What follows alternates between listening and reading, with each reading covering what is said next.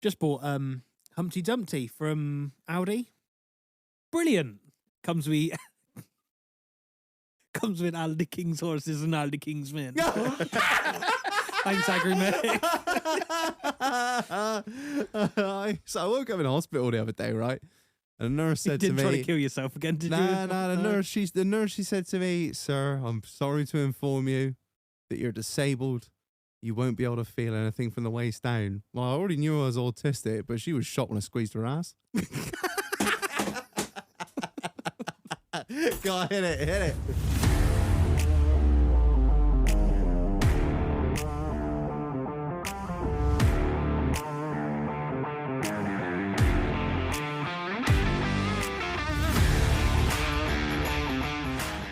Good evening, scumbags. Welcome back to another episode of In the Doghouse, the podcast that wants you to know that they say nothing runs like a deer. But I'd say nothing runs like a Komatsu D355A through a government municipal building. Ring the fucking bell. Housekeeping. Buy the merch or don't. It's on the website. It's there. It is a thing. Yeah. Certainly is. T-shirts, no hoodies left because you're too fucking late. Yeah. Key rings, flight tags, stickers. New sticker restock. Oh, yeah, you saw that. New sticker restock. It's all going on. Oh, what is it? It'll be here by now, surely. Or maybe not. Should we not say it? Maybe. Maybe it's here. Maybe it's not. Have a look. It might be there. It might be here. Or it might not be. I don't know. That's all we'll say. Have a look. It might be a surprise. I don't give a fuck. Scumbag.info. Yeah, scumbag.info. That's our new website, apparently. But what is on the site, Marlon, that is probably the most important thing? Event tickets. Buy them now. It's less. It's point of recording. It's about, fuck it. It's 2 week and change. Now's the time. Buy them now. Now's the time. Come to the fucking event. It's going to be amazing. It's going to be such a good night. We're all looking forward to it. Marlon. Auction, raffle, hog roast, beer. It's a beer. Spit roast. Should we drop a few, because we're recording this quite a way in advance, so I don't know what we're going to drop. Should we drop a few little items? We could.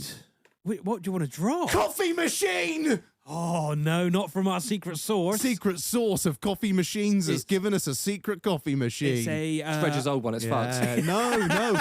It's way less complicated than mine. It's a fucking little banging coffee machine. I believe it's called the Bambino. It is called the Bambino. It is called the Bambino. We've been given a very expensive, but less complicated version of mine, a coffee machine. We've been given a fucking tea. Is it a tea stack? It's a tea stack. Tea stack. Marlon's going to look it up. It's basically by the kind people at CRS. We've been given a DeWalt T-Stack DAB Bluetooth it's charging system. I don't know what it is, but it's cool. DeWalt Tough System. DAB Bluetooth USB job site That's radio you, charge. Can't. So it'll charge like your 10.8, your 14.4 your 18-volt batteries, and it'll connect to your phone. It'll charge your phone. Yeah. I mean, what more do you need? I mean, you never know. There's a lot of other stuff in there. It's going to be incredible. There might be some firearms. Who knows? But there is. All I'll say if is, you have a firearms ticket... No, your shotgun certificate. If you have a shotgun certificate, I suggest you fucking bring it. Yeah. It might have been featured on a very famous YouTube show. UK gun channel. Yeah, that's all I'll say on that matter. Also, what else? There might be some Land Rover stuff. And when I say Land Rover stuff, it's really quite expensive. So, if you want to get parts. It's a new engine for a Crate motor. for a Defender. There's It's a timing chain for some Ingenium. incredible stuff. It's gonna be incredible. Obviously, all your podcast regulars are gonna be there. We're gonna be there, getting fucked up, karaoke, hog roast. DJ. It's a fantastic venue. We're very privileged to us running an auction. I think that's enough just to turn up. I think, just me and you running an auction, do something. Everyone we've spoken to, who are you going to get to do the auction? Well, me and you. No, you need someone professional. I'm like, that's not us. You said a professional outfit. This is not a professional outfit. This is me and Marlon. We're going to fucking run it and it'll be fine. So, yeah. Yeah, be good. Big raffle as well. Got some fucking decent huge things. raffle. If you need a strap on, enter the raffle. Yeah. If you need Riley Reid's ass, enter the raffle. Yeah, we're gonna have women going around with fucking raffle books, giving you a jab and getting your money. It's all for charity. It's all for a good cause. Remember, bring cash. Yeah, what? All of it cash? Well, we ain't got a card reader, have we? Because we're not professionals. Have we not managed to get one? It's a bit more difficult than. Oh, it's not quite that simple. Yeah. All right, bring pound notes. Please bring pound notes. It's like you got to run for HMRC. Shut up, all right? Actually, it's for charity. It doesn't matter. Fuck it, we're on the dodge. No, they didn't give a fuck. Okay, just take anything. Imagine us turning up to the MNDA headquarters with just like fucking like wraps, all rolled up in a gym bag. Like in case we got these? We did a charity auction. Yeah, we did. Yeah, definitely we did. Just been shifting Chang all weekend. We've raised so much money. Do a fix, all right? Do a fix. To come to the charity auction. It's going to be incredible. Tickets are on the website now. You know, I don't know how many there'll be left. By the time you listen to this, Buy them. we've got a limit of how many people. So yeah. Finally, not finally, but massive shout out to the patrons. You guys are literally keeping the podcast going financially. I've seen some wild stuff today. I've seen some really wild stuff. I don't want to say what it is, but it's wild. So like, there's everything on there. Something for everyone. It's a great community that we've built, and this is just where they all hang midgets out. doing things. Yeah. You guys get first look in on the merch. They get first look in on like the guest questions and all that. Get like topic ideas. Like I said, Chris was kind enough to do a Q&A on there. So it's just basically get the inside track on everything. So yeah, it's like £1.25 a month all the way up to £6. You're supporting the boys. You know, have a crack on there. It's, you know, we appreciate it. We appreciate every single person that's on there. So we can't thank you enough. And now it's time for Marlon. A shout out to our sponsor, Marlon. We're going to talk about shit. Which means only one thing is the Rutland Drainage Group. Massive shout out to the Rutland Drainage Group. Right, Marlon, listen up. Like we said before, it's you know, say you're buying a property, or not even buying a property, say you own a property and you're off the grid. You're off the grid. You're living your hairy lifestyle. No, I'm joking. Solar panels on the roof. You're on a tank system, and you know you got a blockage. You got a leak. You got I don't know what. I don't want to get involved in that shit. There's many things that I will attempt, and there's many things I won't attempt. One of the things on that list is getting down in the pool hole. You know, there's no, I'm not dealing with that. And I don't want to be covered in shit. And also, I don't really understand how it works. Like, I do a shit, and it goes somewhere. Where it goes is not my business. That is for someone else to deal with. And those people are the Rutland Drainage Group. Look, if, you know, they've got, it's not just, you imagine like guys that work on sewage treatment and all that. They're just like, no, this is like high tech stuff. They've got mental.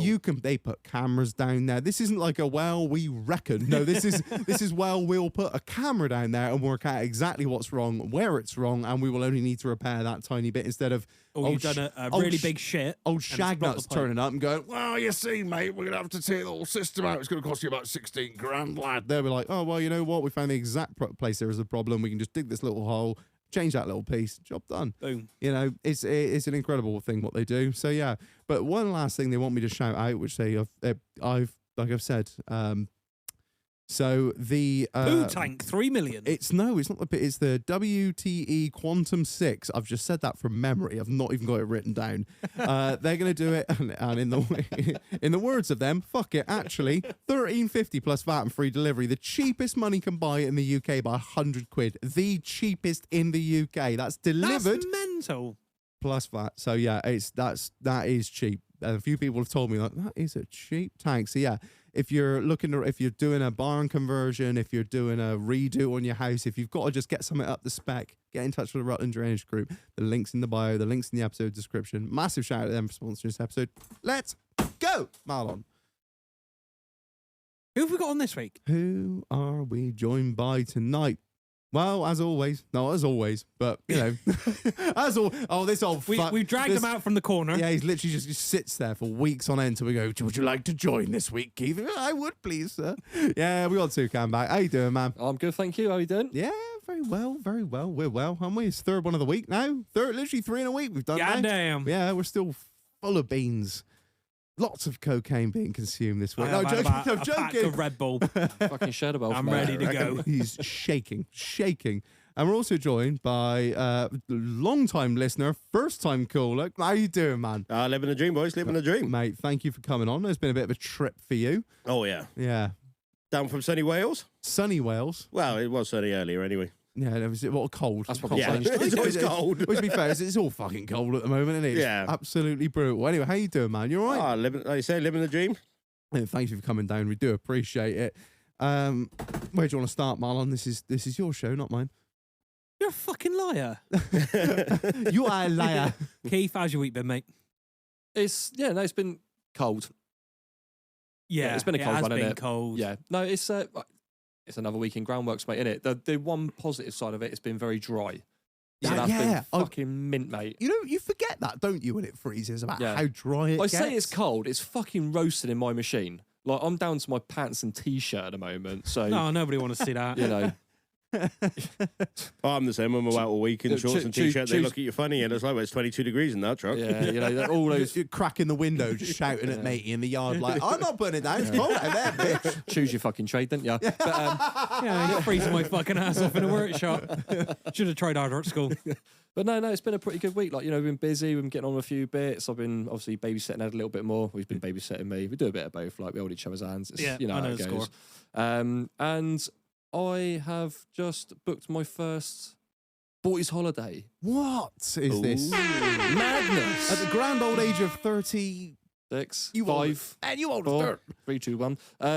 Yeah, no, it's mad, isn't it? So I got an invitation by the Mad Pineapple to go to Switzerland the Swiss Army to officer. spend a weekend eating cheese. Not going looking for the gold then. Well, this is what I want to do. Yeah, but no, That's a bingo. he dropped us a message not that long ago, and he said, "Fancy a little trip to Switzerland?" And I thought, "Fucking why not?" And yeah, so me and Ryan are going to be heading over there in July. Nice. And honestly, mate, it's fucking mad. So he said to me, "Look, these are the weekends I'm looking at. What do you think?" I went, "Right, this weekend I think I can do." Went on, booked the flight. It was like less than 100 quid, and I was like, "Squared. Oh, I can do that. That's cool." Fuck, passport's out of date. Right, okay, cool. How can we do this then? Right, so I went online. Literally, my passport from start to finish took 10 days. Mental, innit? Like all this bullshit about So people saying like 10 it takes days, like so 6 efficient. weeks. It just But doesn't happen. maybe the government just don't want to give them a passport.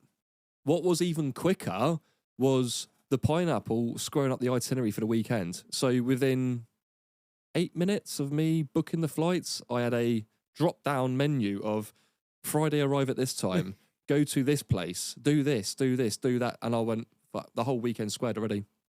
So mad props to him. Fucking hell. Fair, like the bedroom me and Ryan are staying in still looks like a prison cell because obviously his house is still being built.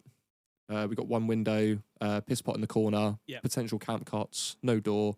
So yeah, hopefully he's got Matthew, get it squared up, mate. Just be like back on base, wouldn't it? Yeah, mate, literally, it's getting flashbacks. Fucking migrants have complained about it. Oh, so Pierre's picking shit. All them fucking skinnies coming over on the dinghies, mate. That's what I mean. It's always a spicy one with Keith on. But, yeah, no, I'm really fucking looking forward to it, mate. I'm fucking buzzing for it. So I assume you're going to go and shoot some guns? 100%, mate. 100%. Like literally, I think He's got a bit of a toy chest, hasn't he? So all it is guns, cheese. beer, cheese, and guns, and a barbecue. Guns, beer, cheese, and guns. And he's got a couple of bikes. He's got a couple of bikes, yeah. So we can go around on the bikes with the guns, Eating cheese. eating cheese, to the barbecue. Mate, it's Sounds going like to a be hell of a fucking mint, weekend. mate. So I'm going to dig out me decent vests, me wife beaters, I'll get me best vest. get me for this uh, one. get me mesh back ready. What I'll have to do is I'll give you like a couple of boxes of pork scratchings to take over with you Yeah, 100%, mate. because he We might have to. fucking loves them. I might have to keys to them though because we've only got my hand luggage. So the prison wallet might be getting a bit full. But yeah, we're going to take some stuff over. It's Bristol, mate. Take anything. It'd be full coming back, I expect, wouldn't it? It'd be like fucking 308 Well, if I rounds here. If I fucking... find all that gold, mate, trust me, Yeah, I'm going to couple of stretch. bars. I'm going to stretch that asshole out when it's coming back. Yeah, the fucking, he'll have the slide in, a Glock 19 slide in there, a fire control group of a fucking FAL. Man, you sit down wrong and the cocking lever goes off. Fuck. Firing pin up the nose. He'll There we have an are. entire G36C in his upper colon. So yeah, no, it's been a pretty good week. Bang him. What about yourself, Arthur? How's your week been, mate? living the dream, doing a bit of driving, getting Yeah. to and from. I've done about 6 kilometres this week, so you know what I mean, driving hard. That's a hell of a Fuck me, how many mileage. It is, mate. You know what I mean? My ass is absolutely red raw from it all. You know what I mean? So what'd you do? Like put a kilometre and another 45 and then another... No, literally, it was half a kilometre, sit there for 4 hours, have another half a kilometre, Why and then is sit there that for another. then? Oh, it was just the job we were on. We were only moving stuff from A to B on the site itself, but Yeah. they took forever to load it. And then it was just, while you're there, drive, just chill out. And the welders are down and cutters and everything else blocking the road. So it was just like, well, you'll have to sit there until they move. Then you're still Yeah. getting paid. The Yeah. firm's getting paid. Well, Yeah, fuck exactly. it, So don't it's just fucking like that. matter none, does it? Smash through some Netflix. Pretty much. When I got my lorry, I was quite lucky. It was the first telly I've ever had in a lorry. And it literally came with the lorry. It was all kitted out, ready to rock and roll. And I was like, oh, I might take that out, sell it, because I don't really use it. I don't hang around that much in them. And then Fucking literally godsend started now. doing heavy haulage. It was like that, boom, telly on. Yeah. And it was just, the amount of Big Bang Theory I've watched over the last week and a half is unreal. Snooker championships, everything. I'm clued up to hell on it now. Boss was ringing me every now and then. It was like, are you going to do some work today? I was like, possibly. I don't know. Maybe. Who knows? I'm going to work out this new button on the remote. Yeah. It's the only Where's working the I'm porn doing. channels? So is that Cat 1, Cat 2? That was just normal 45 work this week, but it was just my truck is Cat 2, so Yeah. it's an 80 tonner. But Fucking hell. yeah, she likes to play when she wants to. Like, I'm going to say, that's got some shunt behind it, I bet, in it. oh yeah, she's a 540, so she's not the biggest engine Volvo, but she's got some grunt behind yeah, her. I'm going Like, to say, that's going to blow, isn't it? oh yeah, Mama. Another Volvo, man. oh yeah. Don't get me wrong, I like a Scania. I think they look absolutely gorgeous, but Volvo all the way for me. Yeah? Yeah. Why is that then? Just. For me personally, it's the little details. It sounds really, really stupid, but like your cup. In the cup holder, it's got a little slot so you can put a normal cup in it. Yeah, man, the Random, JCB's got the random same. little things like that. It's Yeah. just little comforts, you know what I mean? They thought about it. Yeah, Scania's very expensive for what you get, and it is a very nice truck, but it's just hasn't quite got that same level of driver quality. I was speaking to someone the other day, and they were saying, I mean, I'm sure people go, "No, you're fucking not Reg. What are you talking about? You're fucking Reckons. yeah." What Reg reckons though. What Reg was told was like, Volvos are very much designed interior wise around the driver. Yeah. That seems to be what they Yeah. do. Yeah. If you got on a Saab before, like.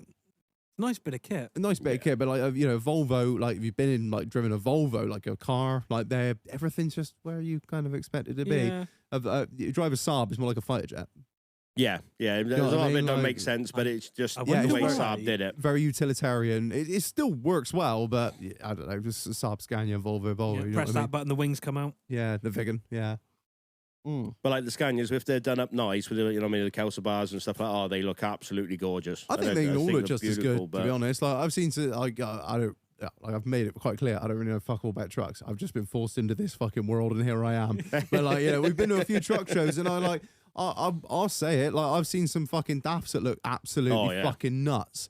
Yeah, and like they Duff's could go Ivy toe to goes toe in- with any yeah. fucking Scania. Ooh, Like I it wouldn't go as don't. far as Avicos. It don't matter. Like it don't Oh, I don't know. matter. There's one or two out there. The new, the new next shit, gen yeah, stuff. the S-Way looks ones. fucking Oh. awesome. I had a fucking driving back from Birmingham the other day. I had a fucking Avico pushing me on. I was like, "Shag, your overspeed must be going nuts." Ding, ding, ding. He must have been at 80. Fucking H when driving it, was he? Oh, he's behind me, and I couldn't Was tell. it a if bit he had- downhill action as well? Like, I couldn't tell if he had a trailer on or whether he was literally just a unit, and he was pushing me on. And I was like, I am giving it all she fucking road drive. So I don't know. but I then know again, they're she is a Land Rover, so those wanna give it those too much. Avicos Yeah, are yeah. quick, aren't they? From like yeah. Well, anything's quick when it goes downhill, but And in neutral. yeah. so the JCB definitely limited to 40.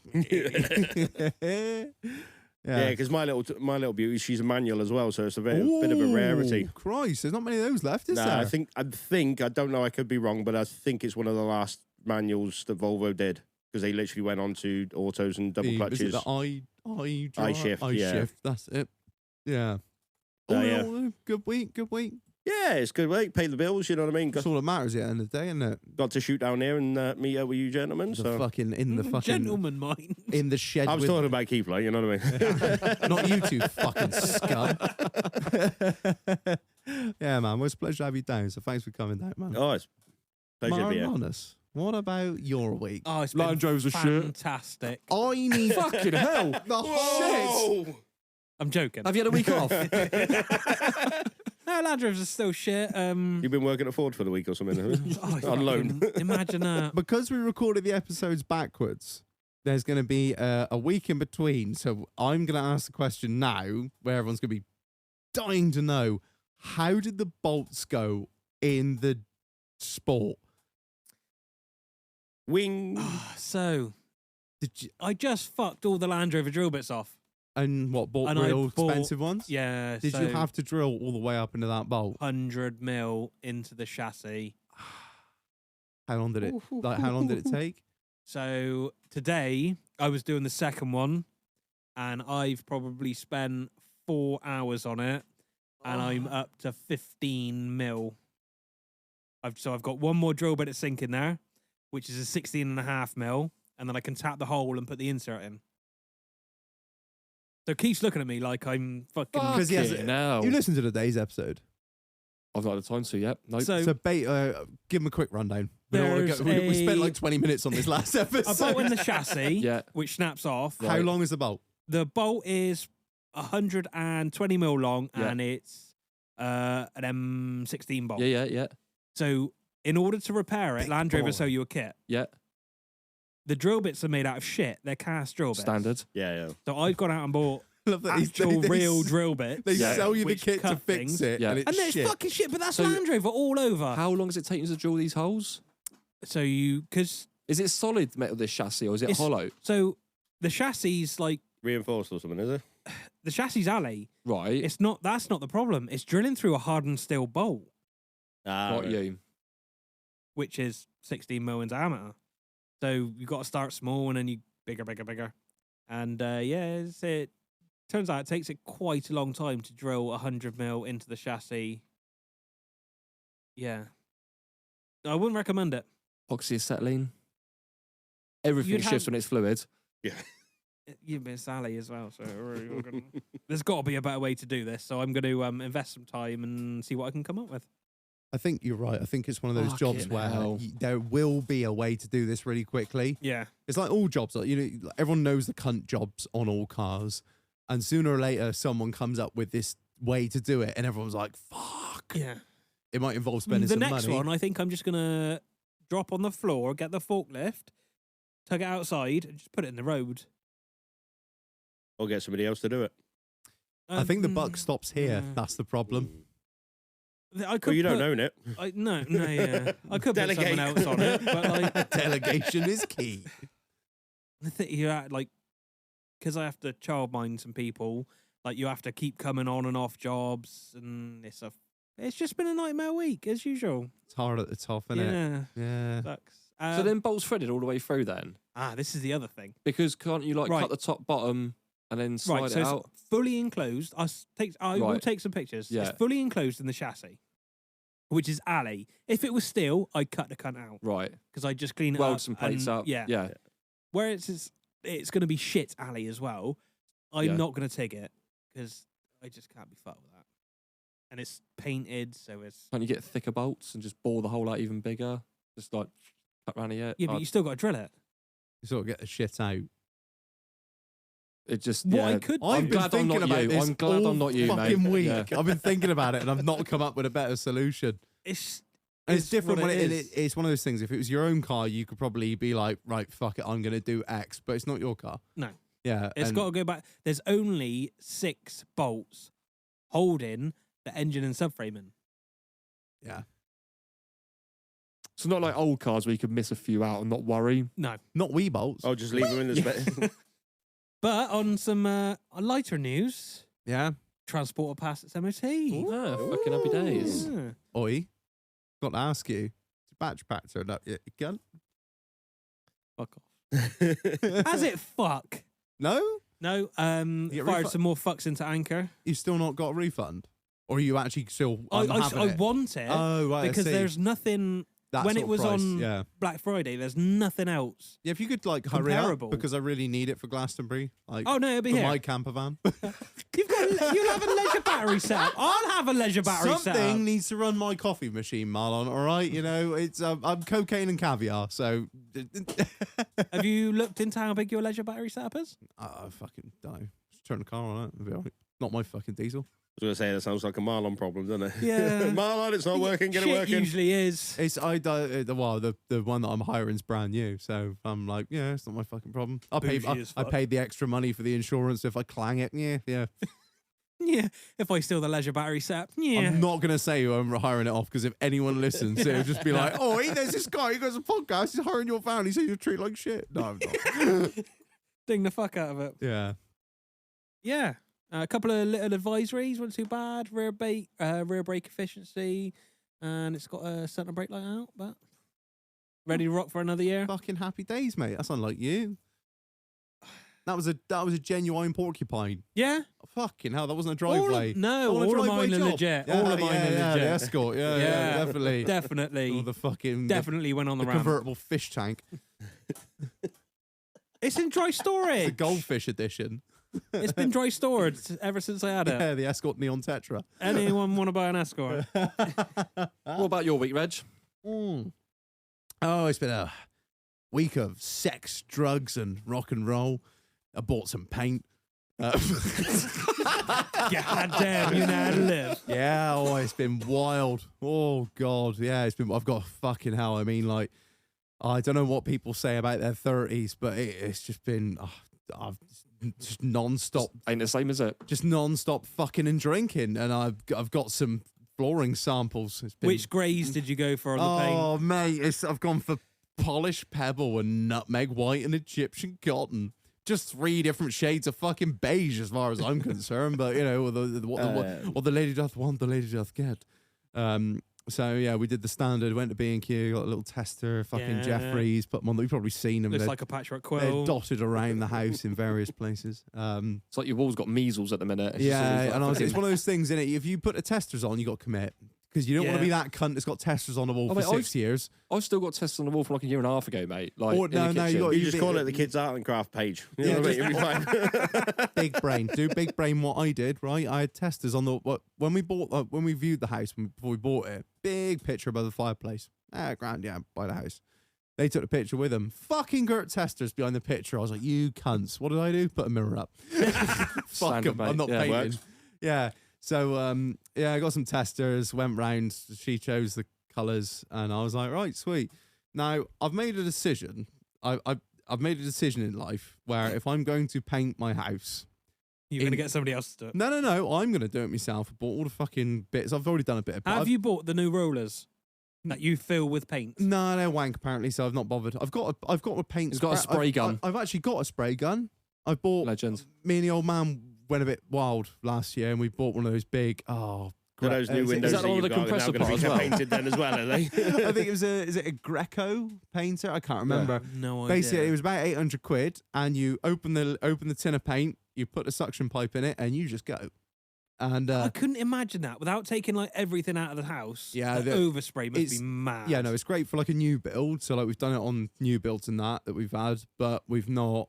I've not using it on this. Not a fucking chance. Like it's one of those things you'll end up spending Just more chuck time. a load of fucking masking tape in it, right? You get in there, get that done. Then Well, this is it. You'll spend more time poly sheeting than you will. Like you've not saved yourself any time really. Yeah. So You're going to go fuck full it. Mr. Bean spec and just have newspaper over the apples and everything, isn't it? No, The way he changes the windows is magic. Last time I did it, I masked everything to high hell, and this time I've actually bought a painter's edge, so a decorator's edge, which is like Yeah. like a 600mm flat blade. So my plan is like mask up the little bits, but yeah, my plan is just and then just I don't do the ceiling because the ceiling is Artex, and I don't want to. I taped it once, and like bits of it started coming off. Yeah, and like if you then- brush your hand over it. Oh it yeah, falls so I was off. like, do you know what? I'm just gonna get a painter's edge and just. I mean, no one can see what I'm doing, but yeah. A And then painter's call edge Keith for round anyone who's again, listening get is it just sorted properly. a long blade that you just wedge up in a corner and paint underneath it. Brilliant bit, Cap. So yeah, anyway, so I bought right. I went to, obviously, like most people do, anyone with a fucking brain anyway, don't go to B&Q and buy your paint, got the testers from B&Q and then Yeah. go down the local builders merchants and get it in trade. So I bought Dulux Trade, and I made this decision in life quite a while ago, whereas if I'm going to paint my house, I shall paint it once, I shall paint it right, and I shall never paint it again. So I, in my infinite wisdom, thought I'm going to buy Dulux Diamond, which is Is that like the hardware? Oh, it's hard as fuck. Like I'm thinking, I got 3 dogs. I'm a farmer. She's got horses, And then you have kids. And And then you got your then you got your Egyptian cotton spaghetti bolognese. Crayons. permanent marker biro. Yeah, whole idea is it's super hard The fart with wearing, lumps and everything. non-fade, and I should be able to wipe everything yeah. down. Yeah, because God bless my mother-in-law. I love her to pieces. She does my cleaning, but she's a fucker with that scouring pad. She'll go through 4 layers of paint just to get a piss stain off. I'm like, just leave it. So I was like, right, sweet, let's go.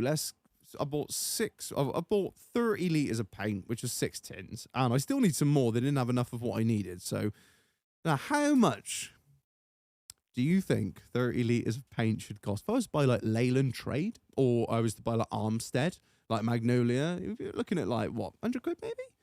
What do you think? 6 tins. 6 tins. You're probably gonna be. Last time I bought paint, it was like 20 quid a tin. Was it? Or it's about 49 quid a tin in it. I don't know Really? because she buys that poxy Farrow and Ball. Oh, bollocks. that is fucking overpriced wank. It is shit. Do you know what the word- Absolute fucking shit. You know what the best part is? I think it's like Dulux or something. Have actually got all their paint codes, so you can literally have it mixed in Yeah, Dulux. you can. Yeah. Yeah. So I bought 6 tins of paint, including the VAT. It was £414. You're taking the piss. Some of Right, that- Chief, you're not having that fucking house painted. If you buy Dulux Trade eggshell in a 5 litre tin, it was £87, and that was 5. I had a very good price done for me for that as well. That was like a good price. Were you under the desk, was it? Giving it the old obscene. action, was I it? was just fucking tickling the balls and stroking the shaft, giving it the big wizard spell. Yeah.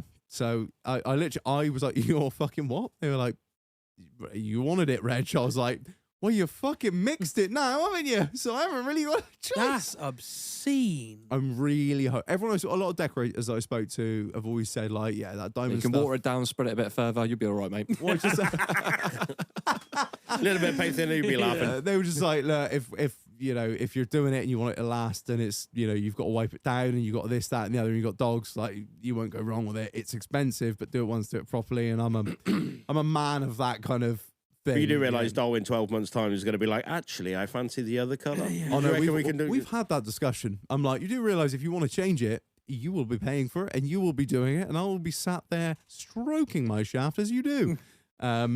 Yeah. The doghouse next year, you'll be like, yeah, you know, I said last year. Funny story. Yeah, She imagine- took sex off the table, so I painted it. Oh, man, that's so It's now true. flamingo pink. Yeah, so like not only is that like if I bought all the shit, that's like starting on Sunday. We're starting painting and we're recording this on a Friday. The flooring samples have started turning up. I've put her in charge. She's all the flooring stuff has started to arrive, and So what are you doing? Saving cost on the floor, not doing the whole bit, but having little segments on the bottom of your shoes. And over time, they get Yeah. enough to do a whole room. you're a guns. Yeah, I've doing that like engineered. So like it's Yeah, that's like, my mother's got that. yeah, it's in nice. the It's kitchen. like it's just my thinking is I've had laminate before with dogs. It can be a bit fucky, and I'm just like, do it again, do it once, do it right. It's not going to be cheap. I think it's going to be about parts alone. Well, I say parts, hark at me. Fucking like a mechanic here, Reg the mechanic. I think materials, I should say. I think it's going to be about 1,500 quid downstairs, and then Not too bad, mate. no, you've this is got what I was quite, thinking. Like quite a big front room. Carpet wise, you're probably looking at that to do it in carpet. So I was like, do it in nice real wood. So you're looking at like 1,500 quid, and then probably a couple of days to fit it. So you're probably looking at you ain't gonna get much change out $2.5 grand to do the job. But like, do it once, do it right. Fuck it. It'd It looks be nice and it's easy to look after as well. Yeah, And I fucking big love big brain downstairs move laminate. here. Fuck off all that shit carpet. You can piss on it no, and then mop it no, up. Either well, that's for the dogs, can, but though. also me. Yeah. No, robot Hoover. I'm robot mop. You can get these robot Hoovers with a mop built in now. Yeah. So I can just exactly. So it's gonna, We've got the Hoover- when we've got the Norman Hoover throws version, they're up, brilliant. it's just going to spread it all around the room. No, they've got shit. They've got poo-poo detection. They detect. Oh, when I did he get stuck under the sofa and starts calling out. It's like, help, help, help. Funny that, the robot has. Reg hasn't. Fuck, it's between me toes. Imagine getting a fucking notification on your phone, being like, "Dolls, just like, there's a shit. Let me see a picture of it." Sends the coordinates in the living room. The what 3 words like? And just sees that's a bit big for a dog shit. And be like me just passed out in the corner. I've done a shit. Yeah, so I'm gonna get one of them. When I get one of these like AI fucking super Hoovers, got like a little charging station as well. It goes back in. They're smart. They're mental. I'm just like, do you know what? If you can put it on timer and it would just start running around. And Steady on, man, mate. He's going to be talking to your fucking washing machine in a minute. I bet They're gonna lock the fucking they're door gonna in take over there. the world, aren't they? they'll fuck off together, have an affair. Where's my Hoover? Where's my Hoover gone? It's run off with Marlon's washing machine. The fridge is going too. Started a new life in Spain. Do your dogs not attack the Hoover? Frank, We haven't found is out yet. absolutely terrified of the Hoover, more so than mop. I think the mother-in-law was mopping the So- floors once, and it's one of those like trigger mops. Yeah. So it's like got the little pad at the bottom, and it's got the little water thing. I reckon she was mopping. She must have just sprayed him once, and he hates it. He won't go if it's in the hallway. Won't walk past it. So you got 400 quid on paint, 2 grand on the floor, and then how much for the counselling for the dog? What is it they Full on say? PTSD in the corner. It's the You know, mop again. you know when you're 30, when you've got a dog anxiety and a dog with anxiety. Tank loves to bite the Hoover's wheels, so I cannot have a There ain't fucking much robot Tank don't like Hoover. to bite, mate, to be fair, is there? No, Tank doesn't bite anyone. That is Bullet used to bite people. Oh, yeah. My wife's nose Yeah, he would say dead. otherwise.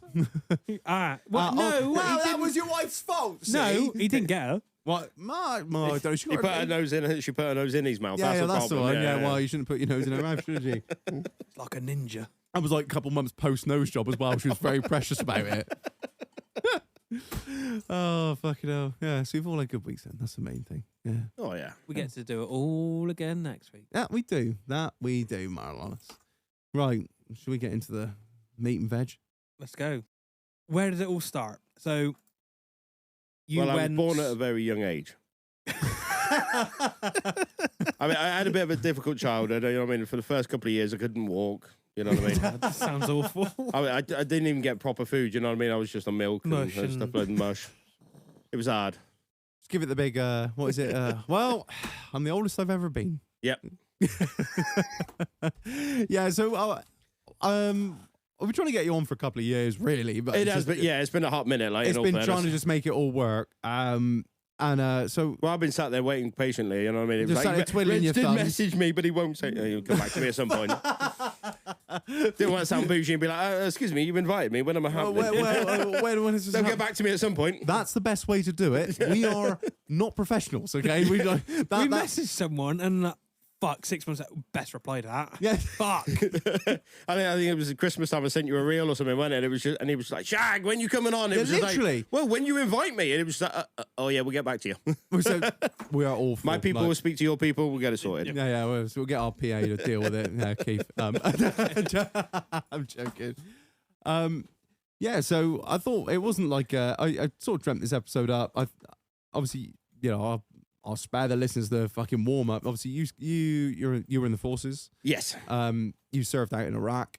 Yeah. The pleasure of 3 tours. 3 tours. Yeah. It's a war that I've become more and more interested in the older I've gotten, and I thought it'd be a great episode. I thought we'd learn. I want to learn more. I thought it'd be a bit of an eye opener for a lot of listeners, and also we thought we'd bring Keith on, which is our what would you call Keith? Well, we call him our armed forces Translator. advisor. Yeah. Advisor, Advocate. advocate, yeah, advocate. I don't know if that's DPRC training NCO and Avocado.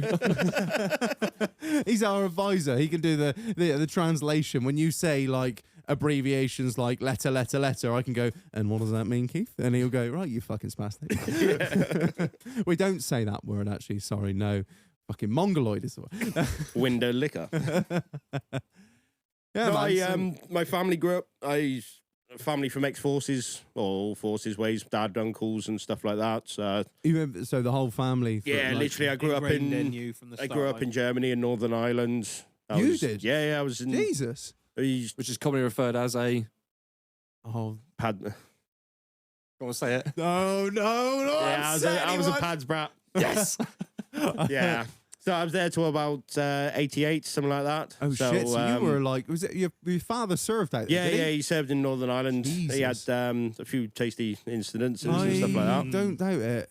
That's, And- that's another conflict that I've literally been learning about in the last couple, like not last 6 months, and I didn't had no clue until then. Yeah, Well, I have a lot more only- respect for it now. I only found out a few years ago I nearly got blown up.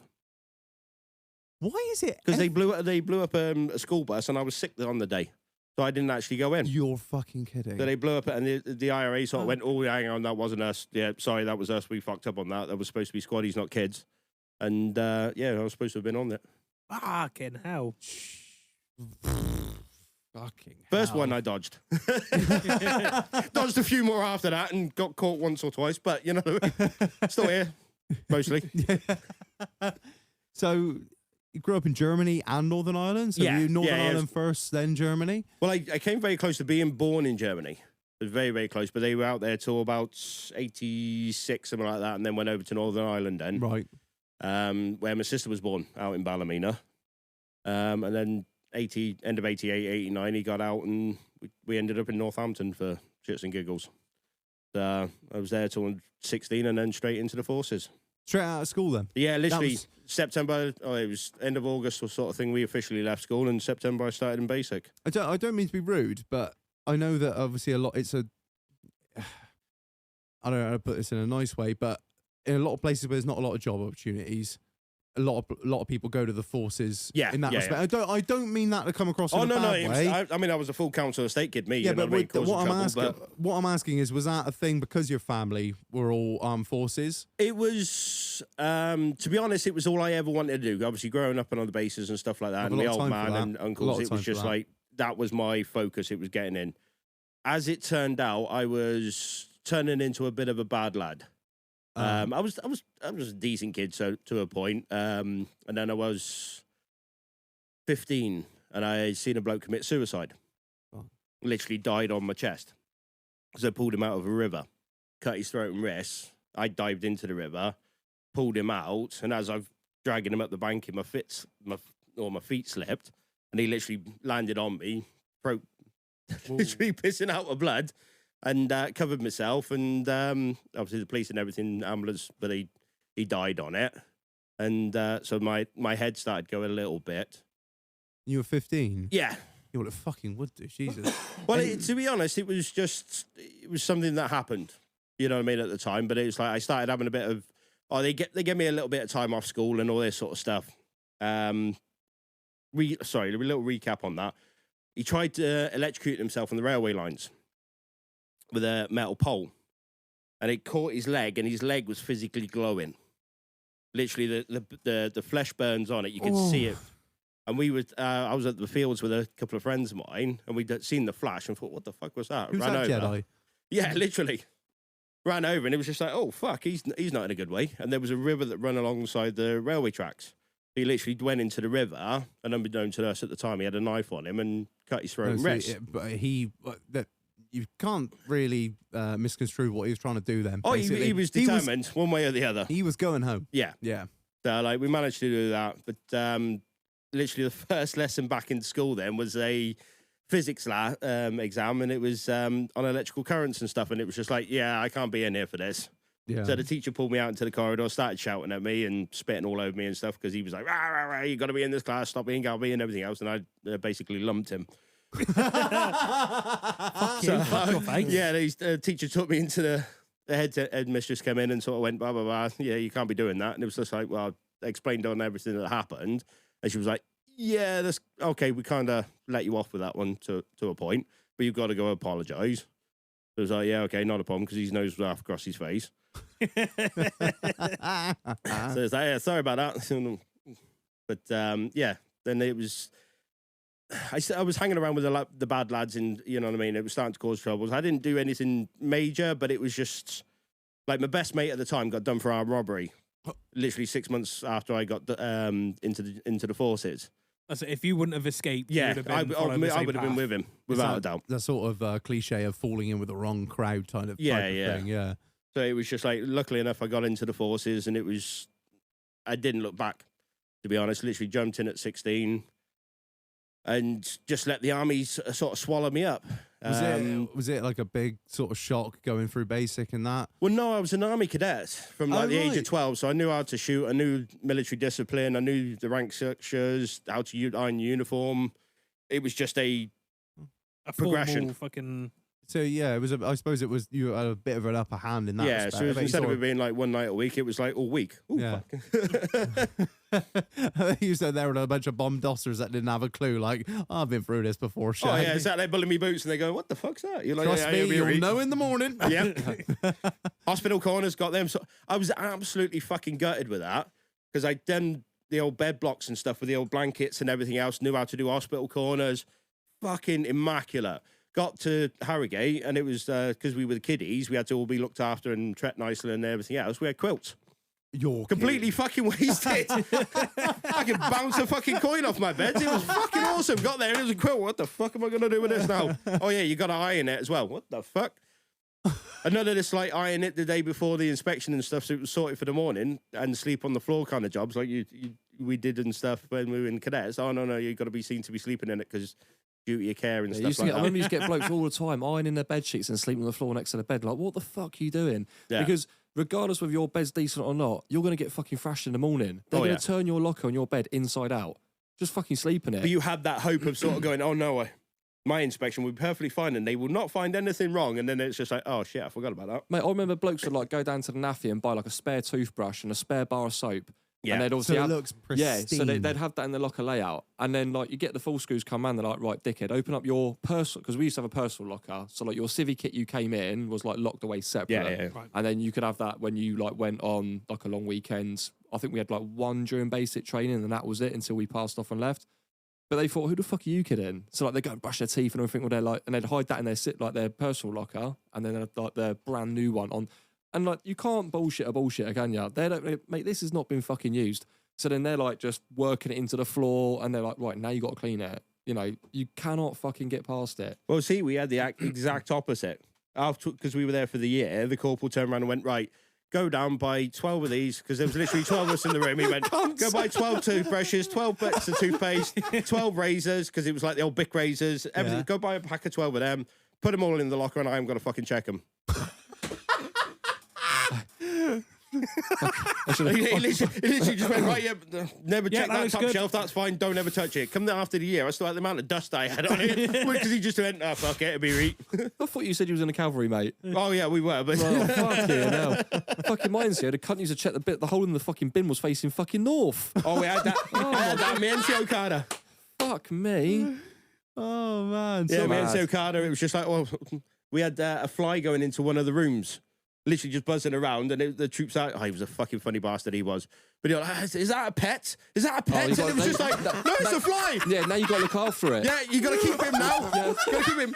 Are we allowed pets in the army? You're like, fucking Mate. no, sir. We had a bloke, when I was on my combat engineer course, this cunt found a fucking bug next to his bed. So he said, right, you go down the fucking store and you got to sign out a full 1157 for this bug. So we had to get him a bed, we had to get him a bed, a locker, a Bergen, mess tins. Yeah, the fucking sleeping lot. bags, the So then, works. yeah, now we've now got to parade the bug's fucking kit along with our own shit.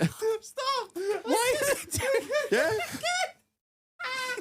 What was his name? Mate, you just got to parade the yeah, cunt yeah. in the The name morning. he had, it rang. The Yeah. fucking works. And like, you're fucking stood there and he's like, right, where's your pet bug? Like, oh, fucking he's gone AWOL. Like, hang on a minute. Like, I hear these stories about these boys that are like obviously taking them through basic, and there's some of these fuckers that are just like. Well, yeah, ripping half of this was me NCO Carter. It wasn't even fucking basic. It was like, you'd have dust in it. It was like, oh, would you do it for a Sergeant Major's inspection? Of course, you'd be like, oh, no, Sergeant. But you'd do it for mine. You've hurt my feelings now. Get outside. Fucking out. Running around, sweating out your eyes, and you're like, oh, well, fucking, because you couldn't say, no matter what you said, you were fucked anyway. But Yeah, he was he was- so funny. You'd literally want to be outside, mate. being beasted, or waiting to be beasted, because you could hear him go through the accommodation blocks and just ripping the shit. And you'd literally be running outside, laughing your ass off. But his thing was always that he'd want to get you in a headlock at the same time. He'd threaten to get everybody in the headlock at the same time. Because he was a proper Buzz Lightyear looking motherfucker. But he had a Mustang. And he sold it for a dimple in his chin and a Corsa. What? Don't know why, but he literally had a dimple put in his chin, and he drove around a little. But it was a proper full-on American, it was like early 70s sort of thing Mustang. Sold it for a dimple in the chin and a Corsa. Bloke was fucking. He was Welsh, and I live there now, but he was fucking tapped. He was. There was something not fucking right with him. Fucking tapped. Oh man, it fucking kills me. It fucking. The only thing the only sort of thing I've seen of that is you've seen Hacksaw Ridge, where is it Vince Vaughn in there? You've seen that? Yes, yeah. Hacksaw Ridge. I don't. What would you call it? He's the he's the guy that takes them through basic. Yeah. Yeah, I don't know. Yeah, drill sergeants and stuff. Drill Yeah. sergeant, yeah, and he's like, "What is your name?" And he's like, Private Walker, sir. And he's like, "How long have you been dead, son?" And he's like, "What?" And he's like, "I will call you Ghoul from now on." So where do you hail from, boy? I'm part Polish. No, you look like you have Swanee or Cherokee blood in you. Let me hear your war cry. What? Let me hear your war cry. They went, and a lot of people think it's exaggerated, but there are literally bastards out there that will just rip and shit out of people on a constant How do you basis. keep a straight face? Oh, mate, It's fucking It hard. was, like the nicknames, wasn't it? Like, Yeah. I remember when I got posted at Tidworth, they said, right, go and see that bloke over there. I said, who? He went, Jimpy. I went, what are you on about? It was a Virginia lad with a stutter. They called him Jimpy. It's just, honestly, the fucking hell, like, sitting, mate. I swear to God, there's lads I served with for many years, and I do not know their name. No, you don't, do they? I literally do Just not know by their. the I know nickname. I know their last name and I know their nickname. Couldn't tell you what the fucking real name is. I met the parents and it's like, oh, hello, Douglas, and you're like, who the fuck is that? I know it was Spazzy McCoolfuck. We had one of the lads called Stifler, and No. one of the lads, so he came home on leave one time. His mum had come back. Oh, I pulled last night. All right, well done, mum, and everything else. It was one of the lads from the regiment. Literally come down making fucking eggs and bacon. All right, bud. Just like calling me dad if you want. And he was like, you can fuck right up. Fuck. But yeah, literally, he was Stifler for fucking years. Still couldn't tell you his name. But yeah, the amount of nicknames that it was just, you'd literally get picked. Like, my nickname was Arthur, because due to my last name. Now, the missus is convinced that it's because I did half a job. Always. And she is convinced by it now. She's like, oh, living up to your fucking name. She even got my nameplate in the truck as half a job. She is fucking convinced by it. It was like, oh, well, no, it's actually this. And my old troop sergeant did it. And he was like, no. But like the amount of people that didn't even know my name, they call me my name out and I was pissed and they'd be like, well, who's that? That was me, you dickhead. No. You don't look old enough to do that. Oh, but I look old enough to be an Arthur. That works. So you go through basic. Obviously you passed out, and like we were just saying before we started recording, you passed out in 02, 03? 03. 03. Yeah, Get this end of bloke a 03. drip tray. Yeah. Okay? Get this bloke a drip tray. And you're like, we've literally, that's the year we go to war with Iraq. Yeah. Yeah. Yeah, so I go off to Bovington then do my trade training. So because I was Armoured Corps, we had to go down and become basic skills on the tanks. So it's So radio who's it you skills. served with, sorry? I was 9th, 12th Royal Lancers, Prince of Wales. And they've now amalgamated into the Royal Lancers. Right. So with the when you say Queen's Royal Armoured Lance. Corps, you're working on driving. Yeah, operating. driving, operating and maintaining. We were CBRT, so we were like the small tanks. Right. The little race cars, if you want. Because they'll do just as fast forward as they will reverse. 7 gears forward, 7 gears back. Fucking hell. Can't see fuck all behind you when you're going backwards, but You're in a tank So, to fuck 'em. From what I understand, we didn't do a lot of going backwards in Iraq. It was a lot of forwards very quickly. So when you was running CVRTs, were they still 4.2 Jags in them? no, Or were they diesels? were the diesels. So just- 5.9. Oh, that. Right. See if I can still remember it. 5.9 turbocharged, charged air cooled, direct injection engines. That's and we had it. to learn that fucking beta. Because it used to be What a are 4. they, Cummins? Yeah. It used to be a 4.2 petrol Jag, wasn't it? Yeah. used to Oh, have they them. were What, fucking the superb. And they used to do V8. like head gaskets and No shit. way. Yeah. What? Yeah, it was one of the few vehicles that actually petrol at the time. That one that my old man had out in Spain, that was a 4.2 Jag petrol. Literally That the Spartan, same yeah. engine that's got in my Range Rover. Man, that's fucking cool. No, it's not. Shut up, you. Not for a fucking tank, it's not. Just trying to rip, man. Oh, they would row. They would shift. Was it 70 mile an hour? Yeah. Yeah. Yeah. And they would do that in reverse as well. That if anyone that's done any speed in a large vehicle, like me doing 49k with a bell trailer on the back of JCB, that is bum clenchy territory. The funniest thing about the CVRT, so like when I was out in Canada, I remember seeing the CVRTs going around. Like, so the recce call signs, that's what they normally use them for. So they're small little like scouts. So the CVRT stands for Combat Vehicle Reconnaissance Tract. So they normally like little pokey vehicles. They go in and out, snuggle up, fucking back out. Oh, you're all the that tip sort of of the, you're shit. the tip of the spear then. Yeah, so We in the old concept of frontline battles, we were technically behind the enemy lines. Fuck. We would then relay back through the tanks, infantry, or to the engineers and say, right, there's a bridge here that needs to be built or demolished, minefields here. But we were supposed to operate anywhere between 30 to 50k inside enemy territory, sort of thing, so we could feed back. But they're like proper whippy as well. So I was up, do you remember Coriano Ridge up by Yogi Tower in Canada? So if you went across like Whiskey 12, so it's like the top sort of northeast part of the training area, right? And like normally that's where the engineers do like a load of bridge crossings, they got all their gaps and that. And like, I was up there as temporary staff, so I'm like fucking rebuilding shit. And these call signs were basically like these little CVRT like tank things going around, and they were like, what do you call it, cloverleafing, where you go up and sort of like you like go up a hill, overlook, back out. Go rounds, look over again. Yeah. And, So you just getting a 360 of the Take the target. turret off the top. That's what Hillage's got. That's what Hillage has got. If you take the turret it's off. all the same chassis. They're all the same chassis. They're all built on the same Yeah, thing. so it's literally same chassis, and then just what's different variants. The top of the track up is what's variants. So you'll have a recovery vehicle, an ambulance, command vehicle. So what was you was on Scimitars? Yeah, I was Scimitars, yeah. So the Scimitars 3-man crew in it. Yeah. So you got driver, commander, gunner. That's it. And I remember sitting on this ridge line, and he's gone up, he's come back down, he's come fucking hurtling along, right? And I mean, the only thing with the CVRTs, they were really boaty, weren't they? Because the suspension used to fucking boat like fuck. And he's flying along, and I went, fuck me, he's licking on, and then realised there was a ditch, hit the brakes, and when them things hit the brakes, they nosedive, don't they? Yeah, and the commander fell out the top. He shot across the fucking grass. Ejectocito, cuz! And I remember seeing this cunt climb out the fucking long grass, and he's there smacking the mozzies off him because they're bastards out there. Fuckers. And he stormed up to this vehicle, grabbed his driver, and paced the fucking life out of him. I was like, oh, that's got to hurt. When you're changing down gears with the CVRT, anybody that's ever done one, if you go from 5th to 4th and you haven't got the revs right, it fucking nosedives. Yeah. My commander, to teach me how to do it properly, had a plastic hammer tied on a bit of string on his optics in front of him. And it was just the right length so he could throw it. No matter what he was doing, it'd smack you straight in the fucking head. You soon learn how to do it properly. Lovely bloke. You couldn't see it coming because you had your helmet on. Yeah. You'd be looking along going, oh, yeah, hang on. He'd just fucking launch it, bang. You're like, fucking. Because the worst bit about it is if you're up on the top of top cover of you're a commander of like a armoured vehicle, especially where like the periscopes and that were. So I was on the lunchbox, I had a 432 when I was out there, and we've hit these fucking ditches. My driver hit the bloody brakes, and you wrap your knuckles and everything. So like where you're stood with your hands out, as soon as you hit them brakes, bang, you bang it off like the jimpy mount or the periscope, and it like you see my hands here, they're scarred to fuck. Yeah, that's all from the top of a fucking vehicle. They're rats, mate. Or you catch your cock on the fucking the thing where you turn the turret light. Oh, you constantly catching something. I've got knee pain now because the amount of times that you smack the sights and stuff like that underneath with your knee. I've been in a tank at Grand Total 3 times, and when they you say warrior, like, oh yeah, we've been to war.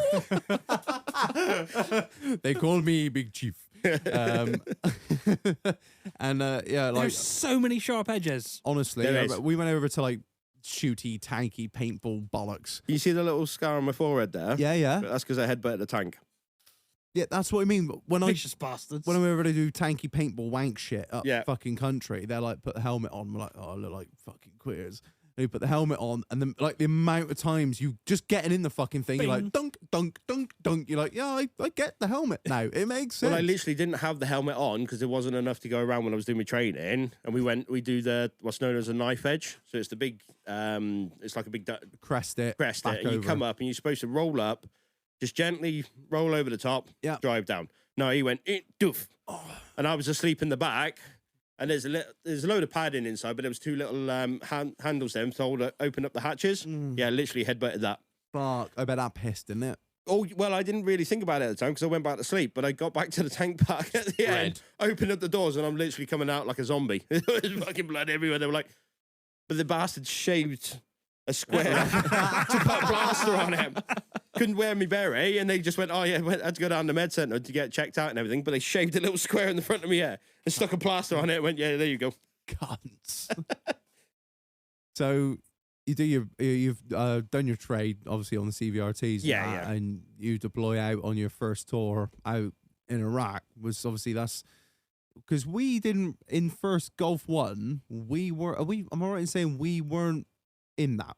Were we? The UK. Yeah, Gulf 1, yeah. We were. Yeah. Oh, I didn't know Yeah. that. So I'm always learning on this show. Yeah, most of the boys still had green kit on. Really? Yeah, They were 'cause sharing there was- fucking ECBA as well, Yeah, weren't they? well, they weren't even ECBA at the No. time, was it? It was like the Northern Ireland spec. Fuck, But was it? yeah, because they were so unprepared for it. They had literally had no desert kit, no. They were sharing body armor. They were sharing. Well, most of the boys were going out with winter black boots on and all sorts of stuff. They were so underprepared on that first Gulf 1. Well, we went out there, basically gave Saddam a good slap and fucking left. Yeah. But that was the whole. I think They because it literally was, came out, flicked his bollocks, and left again. yeah, and I think that's why everyone. Well, I don't know, but a lot of people say we should have really gone to town on it, and then there wouldn't have been a second Gulf. But yeah, Yeah. we just sit here and pontificate about it all day. But yeah, so second Gulf, we're going out there on Bush and Blair on their little tour of freedom. Yeah. Yeah. So what was it like when you first get out there? Is it like fuck? This is hot. Pretty much, yeah. I mean, it was, we got out there, and it was considering it was. Do you fly out to Kuwait? Yeah, flew out to Kuwait, transferred into a Hercules then, and then literally because you go in at night time. Yeah. You don't land planes during the day. No. So it's pitch black in the back of it, and you're sat sideways. So you're literally on the bench seats in the back of the Herc. We've all seen the videos. Yeah. And they nosedive the plane. Just They're down. pre-warned, So yeah. They the just last literally, minute. literally nosedive at last It's not second. like, oh, this is your captain speaking. We're just coming into Miami now. No If you look out to the G&Ts, left, no Your nothing. in-flight beer will be along. you will in see 30 sand. minutes. If you look out to your right, you will see sand on fire. Yeah. But you're packed in so tight that if the person sat opposite you, their legs are in between your legs. Fuck. So you're literally V'd all the way down. Oh, they pack you in there. Yeah, like sardine. yeah, you are absolutely fucking Trying to jammed save in. fuel, aren't Yeah. Yeah, yeah. Oh, cost and everything, you know what I mean? Yeah. So they literally nosedive it, pitch black, put your helmet on, and like my ass is going 10 to the dozen, you know what I mean? 50 And pence, then 20 pence. literally just land, slam on, and everybody ends up in the cockpit. You literally go, and then it's just like, right, get off, because they just rushing at you. Right, get off, because they don't want the planes on, because obviously they've got to empty it, reload, and get the fuck back out. That's of there. when they're most vulnerable in the Yeah. fucking Yeah, planet. are you worrying about anti-air at this point? Not anti-air, but mortars. Really? Yeah, because they're mortaring the shit out of the place on a daily basis. Fuck, and that's So obviously. And as soon as they hear the aircraft coming around, they is know that to start the, chucking them ready in. to roll. Oh, is that Yeah. is that the Iraqi? You got the army, and then there's another one, isn't there? You got the Iraqi police and you got the That's Iraqi army. Yeah. But it's they'll set them up, and as soon as they know that aircraft are coming in, but they also know your tours, so they know you're on for about 6 months. right. So they've got got your a reps. rough. They know when there's a lot of people transing over, so fuck. they know that the flights are going to increase. They just watch. The easiest thing they'll do, they just watch and realise.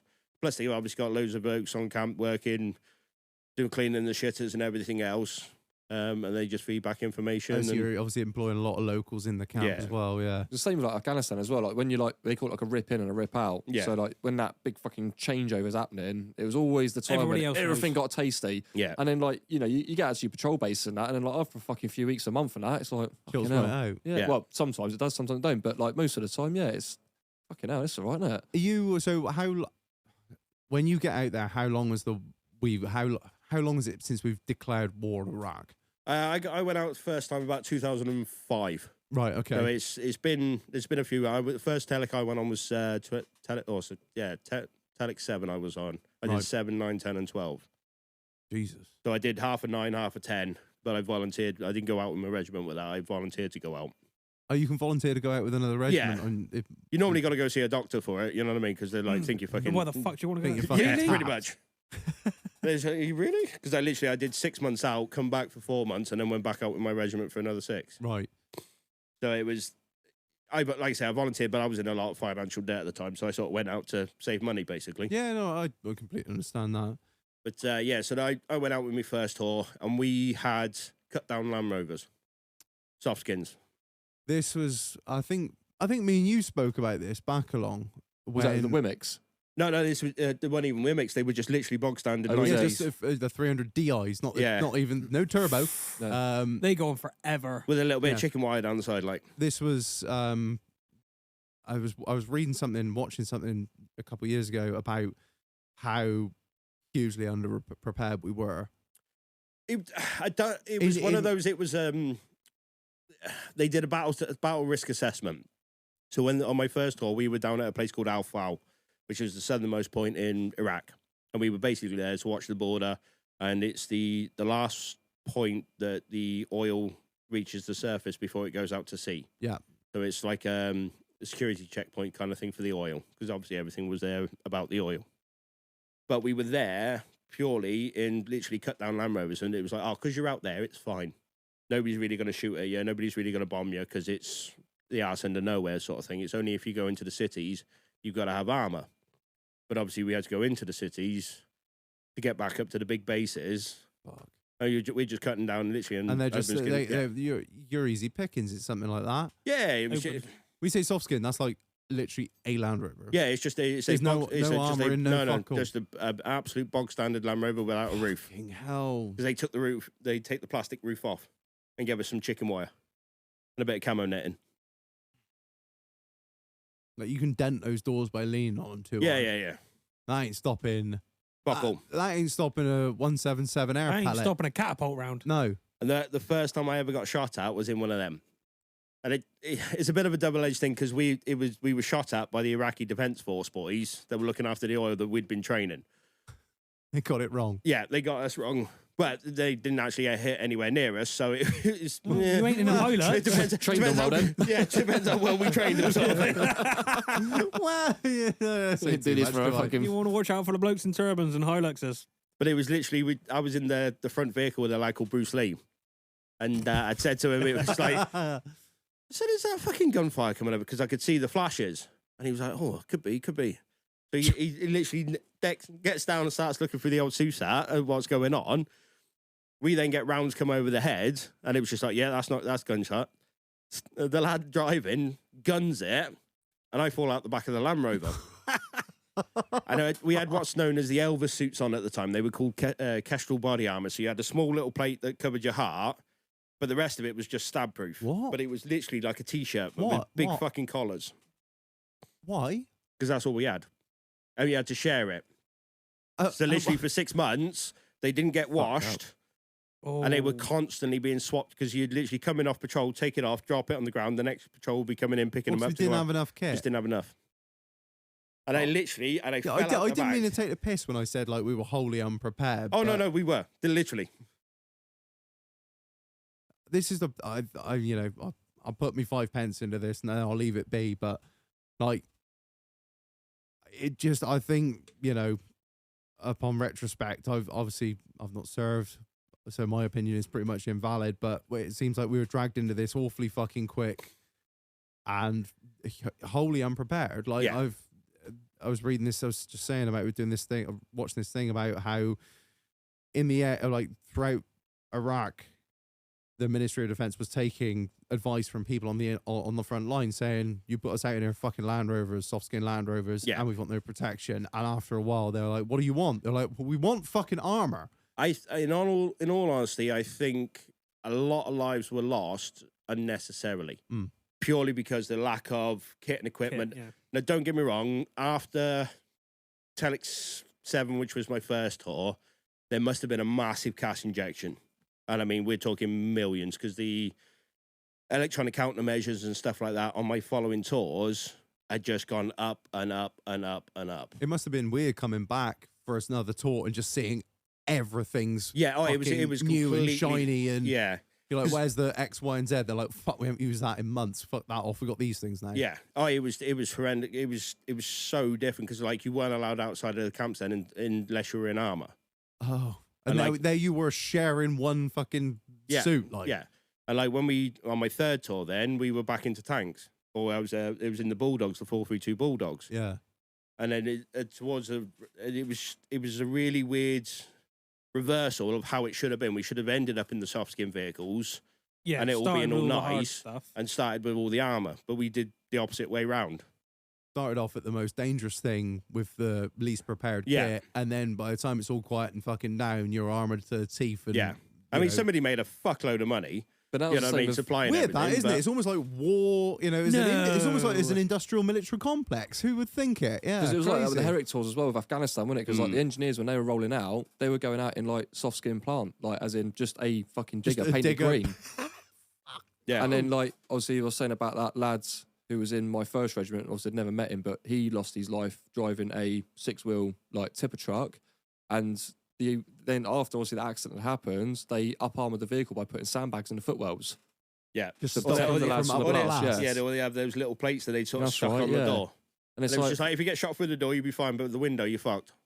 and then like Still glass window. Yeah, still glass window, Yeah. but they put a couple of bits of, literally hang a bit of armour plate off the side of the But door. then I remember being like, it was on Herrick 18, and they were bringing like warriors in and Yeah. still upgrading the armor on the belly plates. So they were bringing tanks in off the ground to go and have modifications done in various patrol bases where they Yeah. were like up armor in the fucking. They put like the V-shaped holes I in was the just bottom. about to and- say, without the being a fucking mastiffs clever and the, cunt, surely you'd have it angled like Yeah. that, so Yeah. it would direct it outwards. Yeah, towards the end, the Mastiffs and the Huskies, was it? Huskies out. Yeah, I was and, on Husky, Richmond yeah. and all that. They had that. And they went from having tanks and stuff to having wheeled vehicles Yeah. with the. With But the if you look at holes the in it. Foxhound is literally like a fucking A V-shape wedge, with yeah. the wheels out the sides. Yeah. Yeah. So somebody spent a shitload of money. You know what I mean? I know with the for the electronic countermeasure stuff that they had, that was up in the region of 300 million that they'd done developing it, and it was still going. And it was basically when we were told or when we were given the instructions on it, it was basically there is no limit on this. They will spend what they need to do to give us that protection, and it's constantly being developed, constantly, because obviously the way that they would work is obviously it would kill certain signals. But then they'd go, oh, hang on, we'll try something else, or we'll try something, you know what I mean? It was just like, oh, well, car batteries, car remotes, wireless remotes, or something Yeah, like that. for the Oh, right, IEDs. we got to do something to get rid of those ID threats. And then it was something else, or we use a different frequency or a different transport, and they were constantly Yeah. developing But the it thing to is- try and get us. As quick as that was evolving as well, though, the opposition force was Yeah. evolving to it. Yeah. So then we had to keep evolving as well, and it was Yeah. fucking A madness. never-ending battle of Yeah. So mega like, roads. To put it in our, well, more so Marlon's, but also our sort of realm is, people nicking cars. Yeah. Yeah. You can have got the key fobs and stuff. key fobs and Faraday cages, Yeah. but then they'll get something that will code their own key and start the car like that. And Yeah. you're it's a And then it'll constant- go. So Land Rover have just released a new security update, Yeah. like a recall. So only a certain amount of keys can be programmed to that vehicle. Strange mine's been called in for recall. I don't know why. Anyway. That's just because it's a Land Rover. Yeah, I don't know. They Times just, have changed. they just said recall, and I was like, okay, I don't care. Said it'd be an That's hour. probably going to be the security update. It said it'd be an hour, yeah. So Yeah. yeah, I think it probably will be. But yeah, so when you first got out there, were the IEDs already a thing by the time you got there on your first No, tour? they were known of, but they were very much in the early stages. Were you still in the first tour? Were you still pushing the Iraqi forces back? Or was it- to a point. were they we were, fairly well, like without being yeah, proved, were they fairly well defeated by that yeah, point? pretty much. We were still having skirmishes with them, but they wasn't. They'd recruited or they'd stopped doing the fighting sort of style. You know what I mean? Coming in with the guerrilla warfare kind of thing. They would Yeah. go in more to the IED because they Explosive. could obviously work out that it's a lot of it was command wire at the time. So it was literally a guy on the end of it with the battery Right. that was going to physically detonate it when you were in the kill zone. When I went on my second tour, which I volunteered for, I did. It was a really weird tour for me because it was technically I should never have left camp. I'd volunteered to go out and do battle casualty replacement sort of thing, but I was put in brigade headquarters stores, so I was literally a storeman. Right. So I was sat there with a combat kit. That was, you know what I Checking mean? it in, checking it out. Yeah. Yeah. You know what I mean? Billing people for losing their socks and stuff like that. And I was absolutely shit at it. Because every squaddy will tell you that the storesman will not let you have any They kit. store it. The stores are for storing. You will go Cunts, there with man. a pair of trousers and it's like they're shredded to pieces and you go, like, I need to exchange these. Oh, sew them back up. Yeah. Well, it's Sergeant Major said I've got to change. No, sew them back up. They would not let you have kit. Me, I'm like, fuck it. Go on, boys. What do you want? Yeah. Take your pick. Because we had other lads from other arms, because obviously I was Armoured Corps, but I wasn't with my regiment, but there was always an armoured element out there. And some of the boys from the regiments that I'd been out there, and they were like, "Here, Shag, you know what I mean? We're going out on the ground for weeks at a time. Any chance we can get some spare kit? Come see me, boys. No problem. I'll get you sorted out." Giving away all sorts, you know what I mean? Socks, trousers, pants, you know what I mean? Whatever. Me and Keith were having a bit of a chat this week about stuff, and he was saying that he got a set of boots because he had a sick chip. Oh, that was from my brother, yeah. Yeah, your I brother had fucking any copy blagged the there. system. It was fucking brilliant. I was doing that out there. Literally from the stores, it was like, "Oh, you want a pair of boots, boys? Not a problem. A crate of Coke? Crate of Coke, that'll do, yep, not a problem." There's always exchanges, mate. Yeah, Fags, the fucking black Coke. market. Yeah, mate. Literally, I was full on black market. The amount of shit I got to do on that tour, it was unreal. Just purely being in the right place. Fucking hell. I was sending about 1,000 fags a week back home to my family and stuff because the posties next door, it was just like, yeah, I'll square you away sort of thing. And they never got scanned because they were accidentally left on the truck. Oh, you're armoured. Well, weirdly, the SAS are meant to have these HKs, but you can have these little spicy boys if you want. Yeah, it was literally, I got to fire a phalanx gun. What's that? Right, it's literally R2D2 with a hard on. Right, it's on the side of fucking ships. Oh, I've seen those. Yeah. Yeah, It's like 400 rounds a second kind of fucking jobby, right? proper Burt things. No, because the two lads that came out to program it because they were taking out the mortars or helping to deal with the mortar threat. Right. So they obviously had to plan in the horizon of the buildings and everything else and what to shoot. Mm-hmm. So they like Where look, to Burt and where not to where Burt. not. So it was literally they sort of come in and went, "Look, we're supposed to go via our ship to get kit." And it was like, well, that could be fucking anywhere in the world. We don't know where it is at the moment. You know what I mean? It was just like, yeah, no problem, boys. Come, give me a shout. I'll get you sorted. Sorted them out with a load of kit and everything else. And they came down and said, "Oh, we're doing a test fire this afternoon.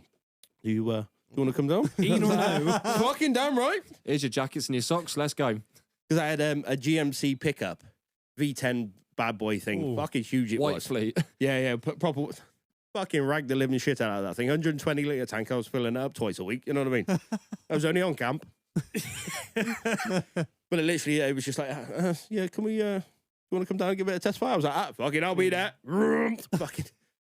But I did 250 rounds in 1.2 seconds. And they're 40 mil, so they got some girth to them, They right? You know are what I mean? Big Burts. And it was like that. Zzz, ooh. You seen that one where he's like, he's just this video on fucking Instagram I seen the other day, and he's there tracking that fucking airliner, and he's going, Oh, no, yeah. No, naughty. But like, I got to fire an AS90. What's that? I get you. Big artillery piece. It's one of the biggest. It's 155. Mil. Yeah. Oh, She's a birth. that's not Yeah. that. Literally full on artillery shell. Got to fire one of them. Just Same again. It was just like sorting boys and girls out. You know what I mean? Because they were supposed to get billed for the hats and stuff like that. Because obviously everybody gets issued these floppy hats, and everybody that's anybody cuts them down. Tailor them up, yeah. Yeah, gets them all tailored. I say you've seen your one that's been Yeah. chopped out. Yeah. First thing you do, mate. First thing you do. But the sergeant majors at the time were like, "Oh no, you can't do that. You've got that stupid little neck cover thing. Fucking it's Oh, if hideous, you haven't mate. got that, Like a I'm little gonna mud build-" flap. Yeah, full What's on that to protect your neck? neck. Yeah. Like the Wu-Tang said. The hat's designed to protect your ears and neck from getting fucking burnt. And the first thing you do is cut the trim it down. fucker So it literally looks like a fucking skull cap. Yeah. Do you know what I mean? Like, you know, Shalom. I thought, well, they used to count the rings, wouldn't you? Like, Yeah. like 6 rings or 7 rings. You couldn't go past that. So Yeah, it was, we were down to like 4. Razor blade in the peak and all. Like. it's all about looking alley as fuck. You know? But it was like they were supposed to get billed, and it was like, I'm not fucking billing anybody on tour because it's going to go get burnt. So we had a big basket of everything that got handed in for exchange, and I'd have to burn it. There was a thing about that, wasn't there? Back at the surplus stores. Yeah, but it was Well, like I'd go out to the big fire pit and we'd burn it, and I'd jump in, like I said, I had this big GMC, and there must have been 10, 15 bags at the end of the week, sort of thing. Bell wrapped. By the time I got to the burn pit, there was one. Because I'd literally do the round robin around camp. Yeah. I'd just be like, With I one- drop that bag off, drop that. If there's anything you need to exchange, instead of getting billed for it, take something out of the bag and bringing it into exchange. I seen But the same why shirt with would you Elliot on it like burn 15 it all? times. Well, Because it's been next to skin. yeah. Because it's been next to, like, it's the t-shirts and shirts and things like that. Because it's been next to It the skin, has they to be- have to destroy it. Well, this was the thing I was reading about In back theory. along. Like, obviously, in But obviously, it costs money to ship Yeah. it back to the UK, basically, or Germany. So with the Gulf War One, there was the Gulf War syndrome, wasn't there, Mm. with the depleted uranium rounds? I want to say yeah, I think that it was. Yeah. And then you've got obviously in the second Gulf, the whole thing was these burn pits Mm. that you had on base, and then so many people were suffering with But that was- respiratory issues. Yeah, that was because we were burning shit. yeah, just Mm. Yeah. That's But it was literally, they were getting paid an extra £5 a day danger pay to burn shit. Yeah, and on like when I was But younger, that's a smell. I'd burn anything. Nowadays, I'm like, I was driving past someone the other day, and I was like, whatever that is, You know that motherfucker's got a tyre on they there. shouldn't be fucking burning that. That's disgusting. The worst bit about it is I remember Fuck I the flew, environment, your health. That's what I'm worried about. we was flying into one of the first patrol bases I was deployed out in Afghanistan, right? And we was jumped in a fucking Merlin. Yeah. And we're flying out to this patrol base, and it was like Creedence Clearwater, Fortunate Son. Do you know what I mean? The music's going, and I remember circling around this fucking patrol base, and we're like, what? Like same detail in Iraq. Yeah, Like they literally drop out the fucking sky, and they come in like low and fast, and they like head sharp, and then fucking whoop, over the wall. You fucking jump out, and then they take off and go because that's when they're most vulnerable. And I remember fucking flying around. I could smell. I know, mate. Obviously, I've got like Forrest Gump in my head. I got barbecues in Nam, steaks, beers, and I'm like, mate, I can smell this fucking like smell coming. And it was the shit pits getting fucking burnt, mate. It was burning all the fucking crap. There's no fucking barbecue in sight. I was fucking well disappointed. Tires, I can see turbans. I can see him there with the old fucking Ace of Spades wedged in the helmet, born to kill. Fucking Lucky Strikes on one side, like, you know. All right, I think it's a good time to cut to a break. Before we cut to a break, a massive shout out to the sponsor of this episode, which is Truck Temptations. Now, Marlon, there's a special thing we got to do. It's a new sponsor alert! New sponsor alert! Massive shout out to Truck Temptations. Marlon, do you want to know what Truck Temptations are? I do. Truck Temptations are a manufacturer of accessory mounting equipment, right? Now that might sound a little bit niche, but think about it, right? So you bought a new thing for your truck and you're thinking, right, let's get it mounted. Guess what? The thing you've bought is just a thing. Yeah, just a universal, maybe like an air horn. And it is an thing, yeah? So how are you going to mount it?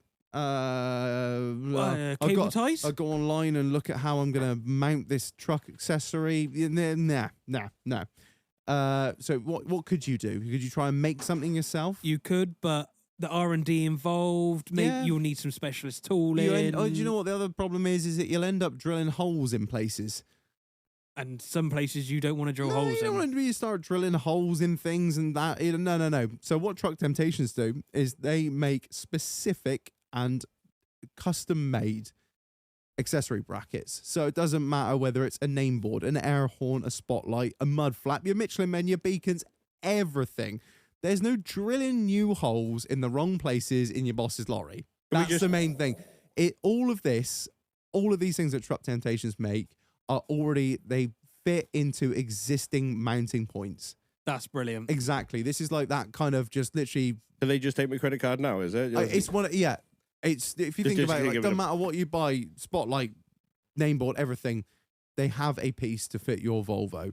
So you buy the thing, you buy the bracket, it bolts into all of the existing mounting points. So yeah, because a lot of the time you buy the stuff and it don't always come with it. It's just it's generic off the shelf jobs, That's and you've it. got to exactly what we're saying. So pull out your drill on your 170 grand truck. Truck Temptations have gone to all the effort of designing, making specific things to fit all these pre-existing things. And you've done things like this.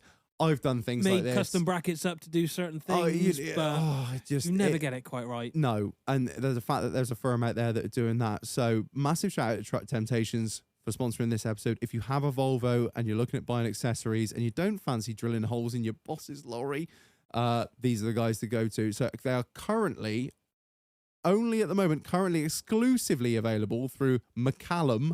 That's McCallum with an M, custom truck styling. Just Google them. The link will be in the description. So yeah, for all of your accessory mounting needs for Volvos, Truck Temptations are the ones to go for. So a massive shout out to them for sponsoring this episode. Right, we're gonna go get beer of the week, and we will be back shortly. We love you very much, and goodbye. Don't forget to moisturize.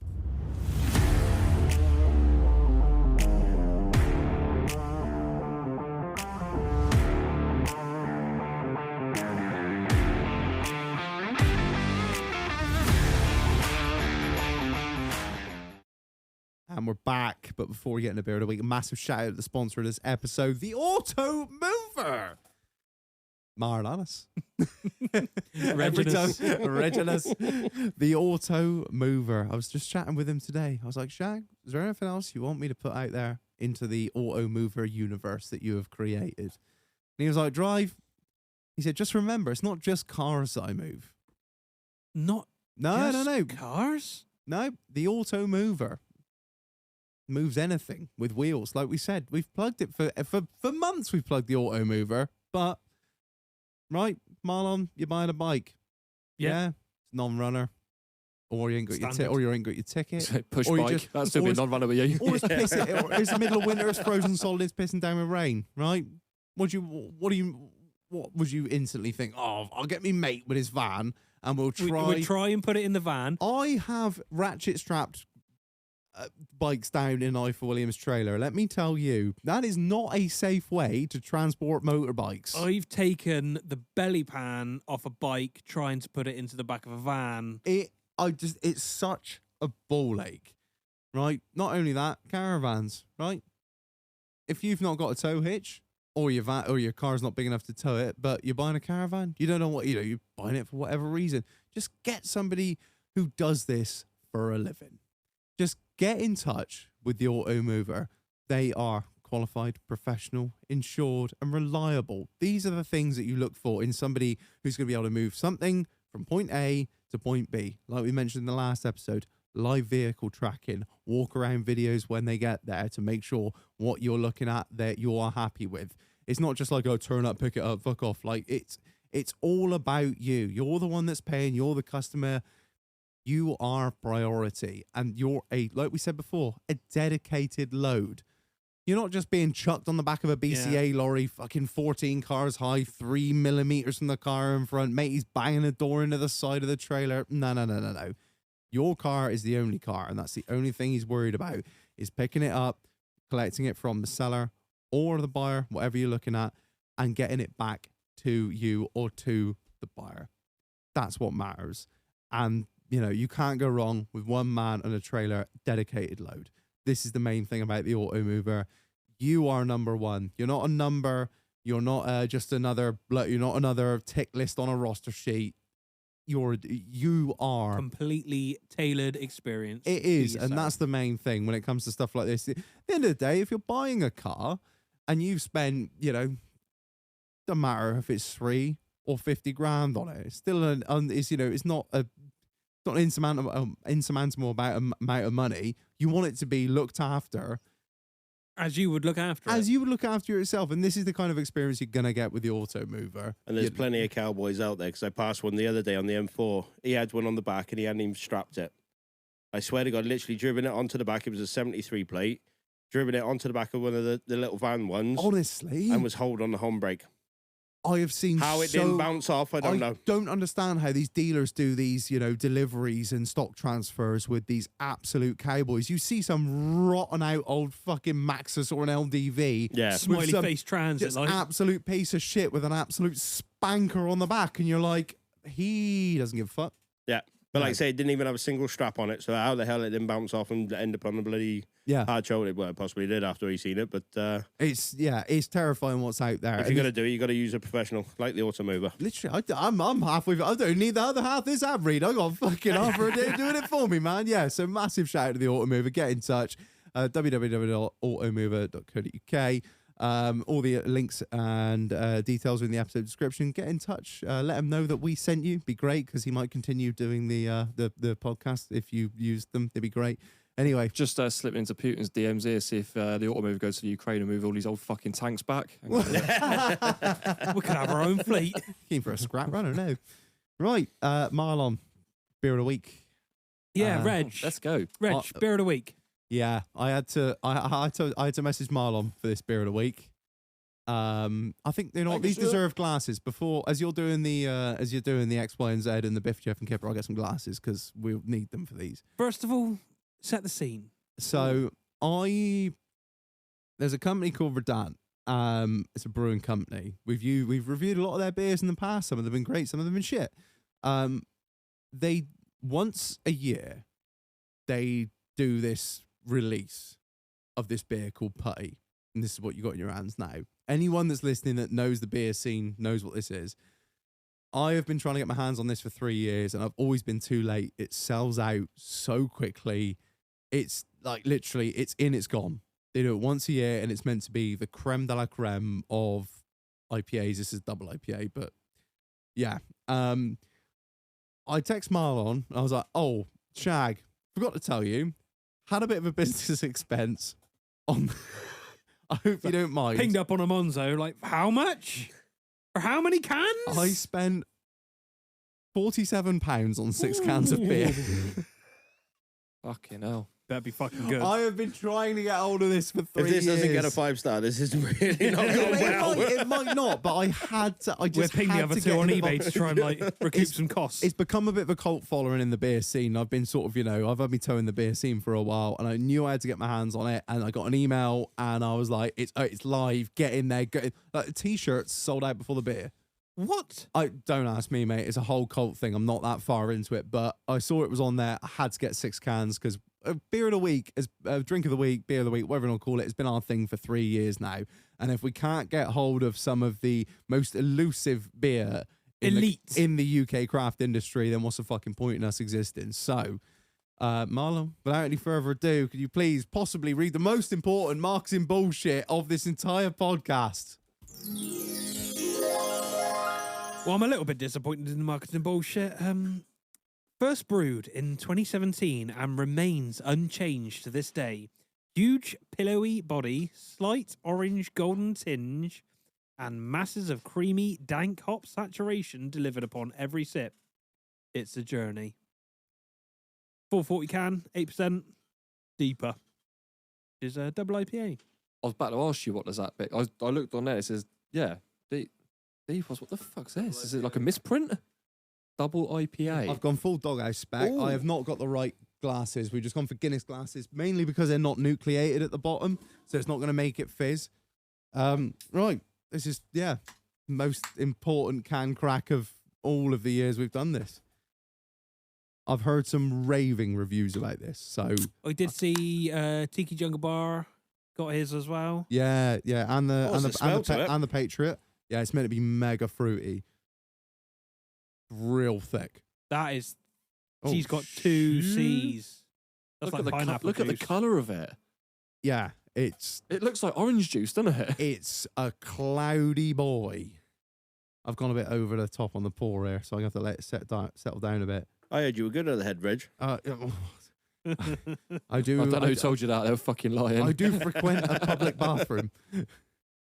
Right then, shall we? I know, I'm nervous. Oh, Jesus. I've It's never been, almost put on settling. this, never been put on the spot like this before. Oh yeah. Is this with pulp, is it? I think. It's got yeah, a I fucking think kidney it's, stone in there, isn't it? I prefer my orange juice without pulp.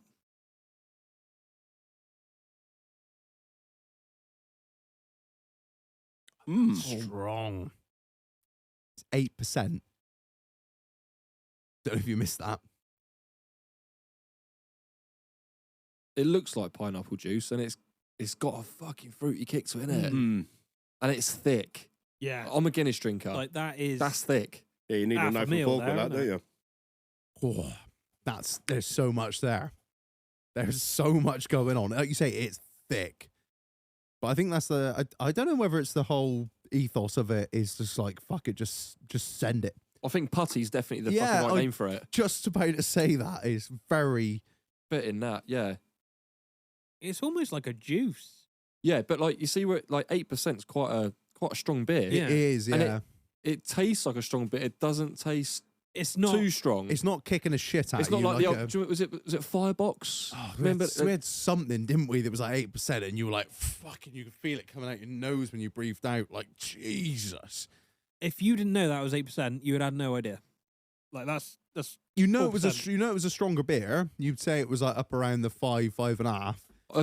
That tastes like a sessionable beer, but you know you're not going to session that. No. no. like, Firstly, because you can't afford to, and secondly, because you can't buy them. and thirdly, You'd be because they're fucked. limited to a certain amount of cans per customer.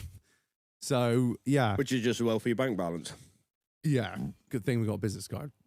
It's all a business expense, baby. Right. What are our initial thoughts then? Really, that's nice. That's really nice. It is really nice. I think in my mind, I don't know, maybe I was expecting a little bit more. I'm not saying that's like, I'm not putting that against it, but I think I probably bigged it up in my head for the last 3 years. I really like it. It is a proper fucking, it's a everything, isn't it? It's just like, You know, when you get a lot of these, especially with the double IPAs, I find myself a lot of like, huge amounts of grapefruit, real bitter, real just sort of bitey. It's got that nice bitterness, but it's also got the smoothness It's of so like smooth. it's incredibly smooth. It is like what do you call it? Like it's freshly squeezed almost. Some of that It's stuff. smooth, but it's got a good edge on it. I really like it.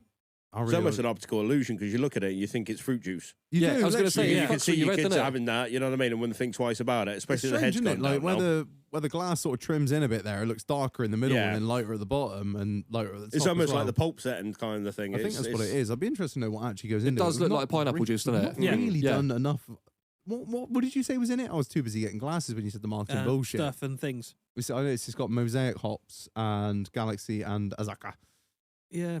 I've got it. Golden Promise. I've got it the right temperature. Wheat, I even looked Oats, up what Flint, temperature. Wheat, Dextrose, Mosaic, Galaxy, Yes, it's Zaka. it's cold, but it tastes warm. Yeah, well, I looked up the actual temperature I need to serve it out. I was like, if we're gonna do this, we're gonna do it fucking right. 'Cause the amount of times I've put like, Proper Tory. the amount of times I've put IPA. I come in and it's been served at the right temperature. yeah, You know, yeah, you know what I mean? It's gonna 3 fuck the degrees more and country it would have been properly. ruined. Only the fucking Irish will serve. We didn't let it breathe. Cider over ice, and they're animals. Right. What are we? Where are we? Just what then? you want in a garage in Somerset. It's getting better. It's as studio. it's getting even better as it goes Studio. down. What are we saying then? Do you want I'll start with you, Marlon. You're very scathing on these things. So I mean, yeah, like shit like that's not my favorite, but that is sessionable. It's smooth. I'm at a 5. yeah, man. I quite like it, which is weird saying I like a double IPA. I'd like to seeing Marlon with something that looks like pineapple juice in his hand with the most fruity, crazy, everything beer known to man. Oh, but he's a changed man. He's a changed man. You remember him 3 years ago? Oh, No, it's not Budweiser, is I'm it? not fucking Budweiser. I'm not interested. You know, Fucking puddle water, innit? drink that shit. What about you, Keith? Where are you? 5. Easy, mate. Yeah? Easy 5, mate. No questions. What are you saying? It's going to be a 5 for me. Really? Yeah. Fuck. Because in my head, it's pineapple juice, but in the taste buds, it's something else. Yeah. If you bring this fucking down, I after think raving about it for 3 fucking You can sit on your own years, bayonet. he's canning that fucking pint, mind. You're going to be. He is. He's going to be fucking wobbly at the end of this night. I'm going to send you to bed in a minute. Turned down for what? Just got to try a straw shopper tomorrow. Be all right with that. You'll be hugging the toilet later. Yeah, man, it's gonna have a 5. It's fucking Yeah. banging, isn't it? It's fucking good. It Fucking is- right in the pussy. It's a proper beer. It's a proper beer. I mean, like, we've had a lot of weird and wanky stuff in, and I won't deny that this is weird and wanky, but at least it's weird and wanky and fucking But bad. would you say it's been worth the 3-year wait and the price? At least I won't have to hear about it. I'd say Well, yeah, that's true, it's yeah. definitely worth the price. Not sure. So with shipping, I what used to- was that? It was 47 with shipping, so it's nearly £8 a can, or just over £8 a can. You do the maths. Just under, Trying to, just but I under. opened the EE app by accident. I think it was just under £8 a can. Because no. Oh, I don't fucking know. $7.83 a can. There you go. Yeah, That's a dear old beer. it is. Yeah, but there are Not more. if you're in London. There are more Yeah, I was expensive. going to say, you go to certain places, it'd be a lot Yeah. more than that just for Budweiser. Yeah. So yeah, obviously getting back to Iraq. So your first tour. How long did you do? 6 months. Yeah. They're all Yeah. 6 months. Yeah.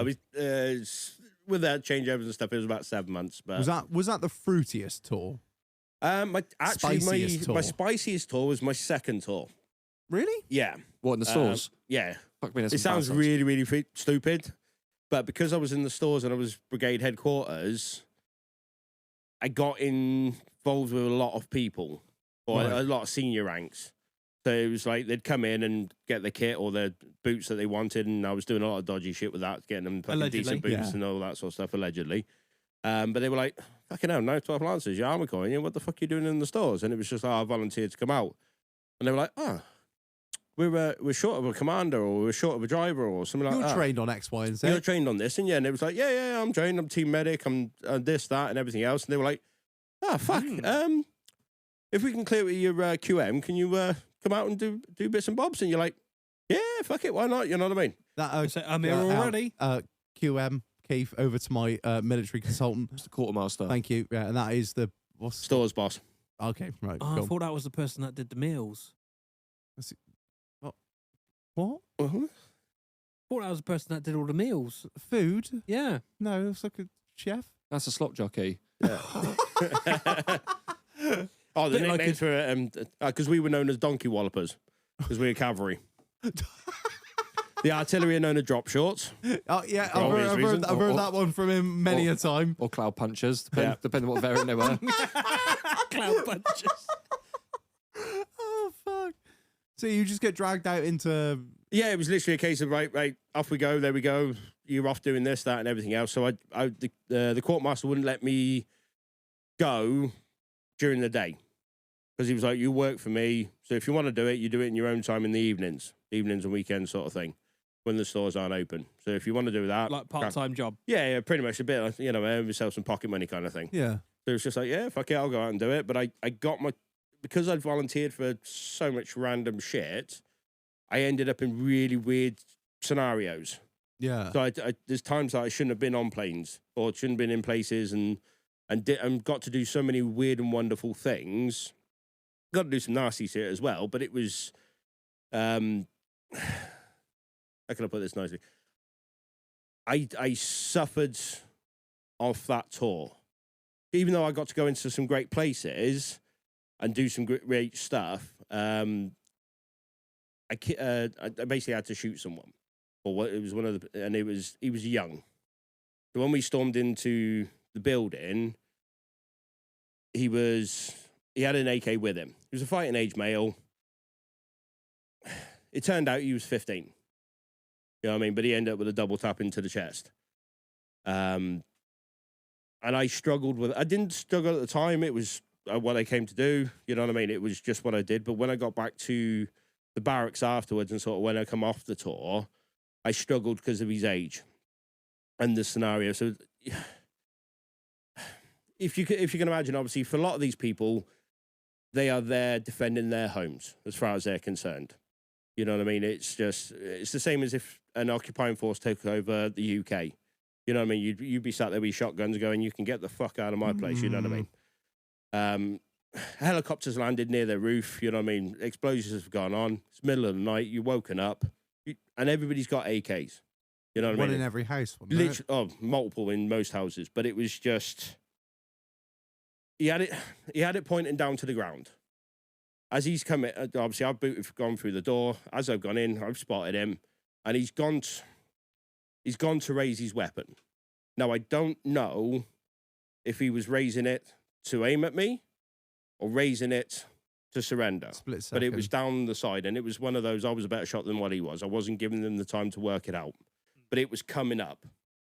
So it could have been that he was coming up to go like that, or it could have been that he was coming up to take a shot. But he didn't get the chance. And basically after that, it was, like I say, I got back to Germany with that, and none of my regiment was there. So I didn't feel I could really talk to the boys and sort of explain my situation. And sat with that yourself. and there's very much a masculine, or it's that ego thing of sort of don't ask, don't tell kind of, you deal with your own problems your own way. And I sort of went a bit heavy with the drink on that stage of it. So it took a long while to sort in my head. The military had cleared me and they said it was justified and everything else because it was a known ID factor, or there was known players in the building. Fuck. Literally downstairs, there was best part 3 kilos worth of explosives and IEDs and deck cords and also it was prime A ready nasty to go. place. Yeah, it was a stronghold of nasty people. It wasn't just like I've come in and kicked in some fucking kindergarten. You know what I mean? This is the point where you're fighting the insurgency, not Yeah. the army. Yeah. So it was just like, we'd obviously had intel that it was there. I didn't know any of the background detail or anything like that. It was just, we need an extra bod on the ramp. Are you coming? Yep. Grab your gear. Let's go. So it was, because I was similar to Keith, I was EOD trained. So I used explosives and stuff like that. So it was just a team medic. Oh yeah, you're an extra bod. Let's go. Yeah. And that just, I feel that the army at the time was very much there isn't a thing called PTSD. There isn't a thing called men struggling. You know what I mean? And we lost a lot of lads through mental health and things like that, and especially from like Afghanistan as well, where a lot of boys got injured and hurt and things like that. And I feel that there was very, very little support from either from the military or from outside charities. but not many people knew of what we were doing. Not that it was special ops or anything like that, but it was on the news, but it wasn't. It was a 10-second thing. Another soldier killed or something. You know what I mean? Yeah, That was about no it. real details. I remember it. Yeah. Yeah, it would come up as we are now up to X amount of UK Yeah. soldiers And killed. every now and then they Iraq. might do the Royal Wootton Basset where they bring in the coffins home or something like that. Yeah. But it was, well, funny enough, that tour as well, because I once again volunteered for everything. Everybody that came out of that tour, I was part of the funeral party. So literally, it was a case of somebody, we were just all there, and there was a team of boys that just carried on. If it wasn't part of the main regiment, we were there to help support them and get them home. But it was struggling then, and I think the best person that opened that up was Ross Kemp. When he did his trip to Afghanistan, I think that woke up a lot of people in the UK. It's not just, I think a lot of people saw it, Afghanistan and Iraq as well. The last sort of war that we were in prior to that sort of major war was Falklands, wasn't it? Yeah. We were defending British territory. Yeah. Whereas Iraq and Afghanistan, it was just a foreign war that we're kind of involved in because of the It's war about on oil, terror, or it's about you know, this, it's or about it's this, about about that. that. Yeah, you can say as much as that as you want, but it doesn't change the fact that It's still a fucking war. Yeah. it's a war. And I mean, British- the lads, and Keith will tell you as well, the lads out on the ground do not give a shit about politics. No. Like, I didn't vote until I left the army. And then, like, the missus used to go fucking nutty with me because she was just like, well, why aren't you voting? And it was like, it makes no difference. No matter who you vote for, they're all going to send you some shithole for some reason that you don't know. So it was, why bother? Even though we were representing the government and Her Majesty at the time, it was just, why bother? Because they're going to send you no matter what you do. Yeah. So it was a little bit of a hard time when I got back off the second tour, but I'd gone a little bit nutty with it. A friend of mine basically, quite literally, slapped me in the face and sort of went, fucking sort yourself out, because I was out there with a bottle of whiskey and pills and just didn't know where to go with it. Because it was just... I was in Germany at the time. My family didn't really... My old man was ex-forces, so he knew the kind of thing, but he didn't talk. His thing was drink. So, like, I came home on leave after my tour and sort of gone, I was the tour and everything else, and it was like, yeah, I had a bit of a fucking tough one, I'll be honest, and you try and open up, and it was like, oh, yeah, have a drink, and don't want to talk about it. And it was like, well, internalize it. yeah. So it was just like, put it in a little box, file it away, don't thing worry is, you'll about it. probably find as well with Germany as well, like aside of all that, there's a massive drinking culture. Oh, big time. So like, there's always been a big drinking culture in the British Army anyway. You know, like I remember like my first posting in Maidstone. Fuck me, I don't think it was a single night on the week we didn't go out on the piss. You go to Germany, times that by 10. You know, and It'd be on regimental orders to be in the bar at 2:00 on a Friday. yeah. So What? like, You had to be there. So if you weren't, you could get fined. so you'd have Technically. a squadron bar above the accommodation blocks, but the same Yeah. that you was. So like, yeah, you'd have like your living quarters on first, second, third floor.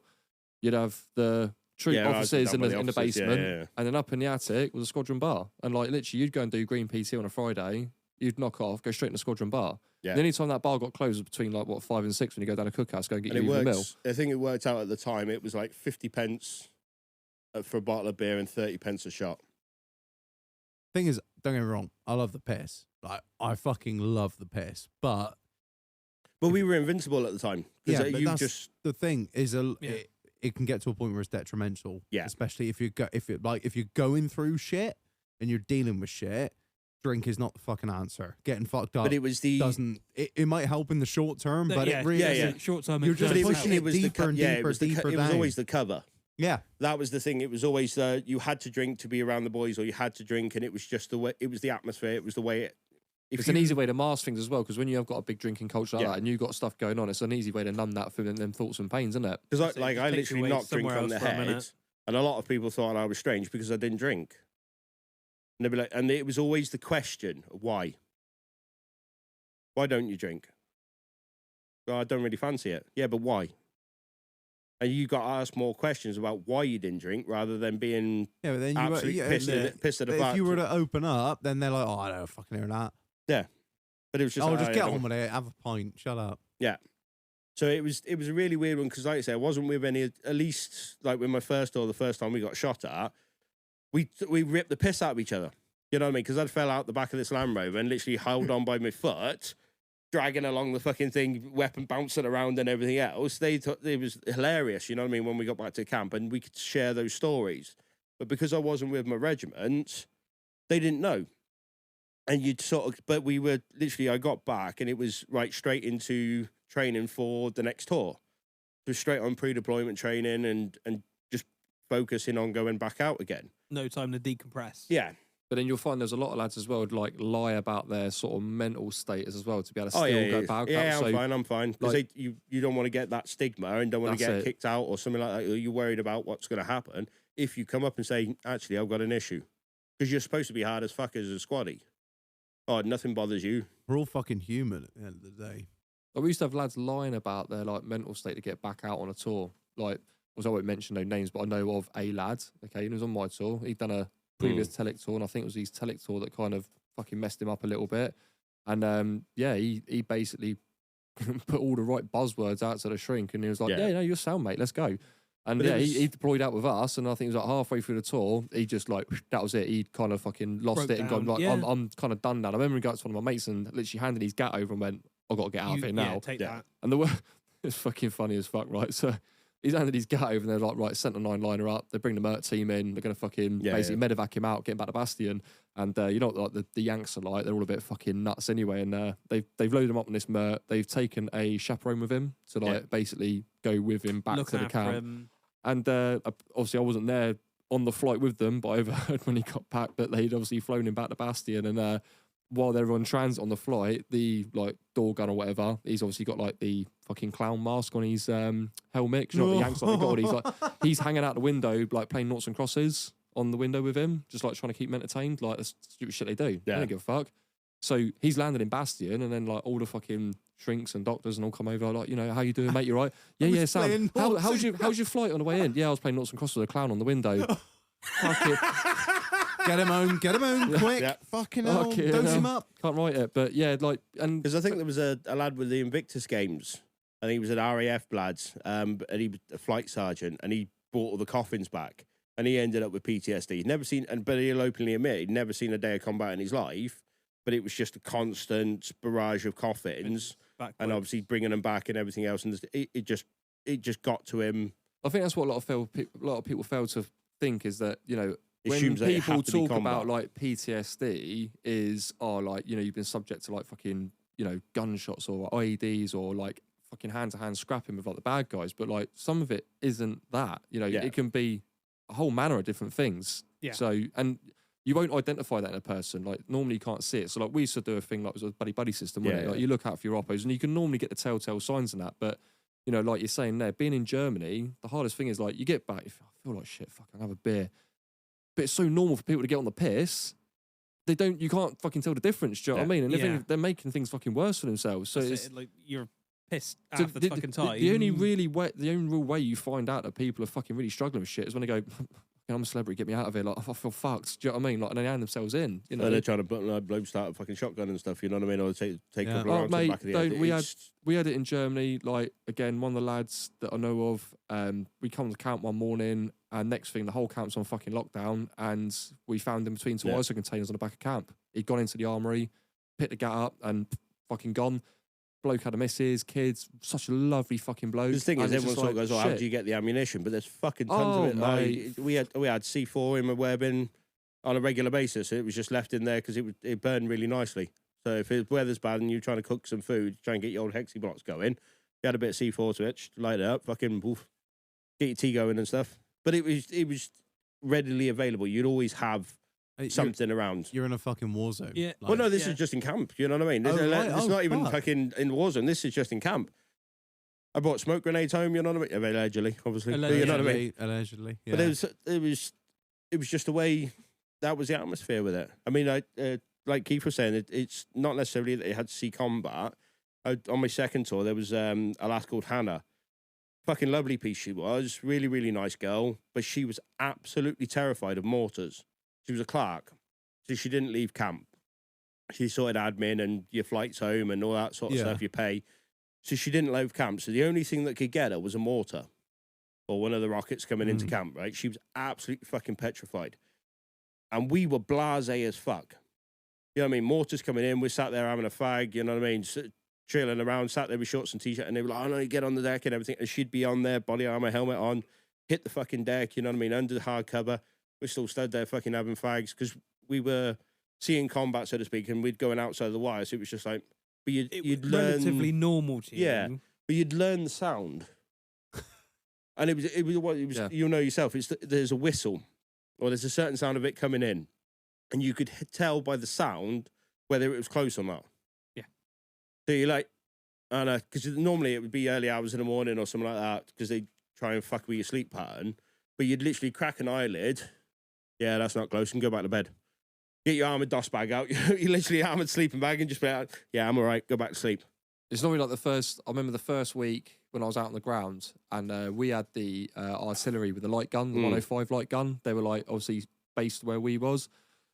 Something must have been going out on the ground, and I remember like I was laying in my pit, and all of a sudden, boom, boom, straight away you're like, fucking hell, what's getting? Everyone's like, fucking hell, like, you know, you're manning walls and shit like that. You're like, fucking hell, grabbing your shit. Like, Contact. There's me fucking gat, like fucking flap stations. Everyone's fucking panicking, and it's like, oh, dick out again. the bloody it's just like the artillery pumping a loom up. So they're putting like a phosphorus round up to like illuminate the sky, whatever it is that they do. And like you're like, oh, okay.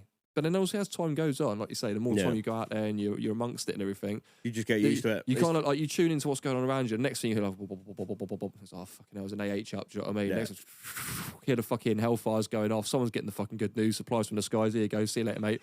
And then like next thing is like all these fucking rounds going bang bang, and you're like, oh for fuck's sake, will you shut up? Yeah, I'm trying to fucking I'm sleep trying here, to boys. fucking get your head down. Fuck me. Is it too much to ask? But it was like they say with that girl Hannah, she got hit by a mortar round. Literally, it dropped down and landed in between the blast wall. If it'd been literally 10 centimeters the other way, it would have hit the other side of the blast wall and been perfectly fine. But it hit the wrong side of the blast wall, and she was on guard commander at the time, she ended up losing a leg. But she was so petrified of the mortars because she knew it was the only thing that could get her, and it turned out it got her.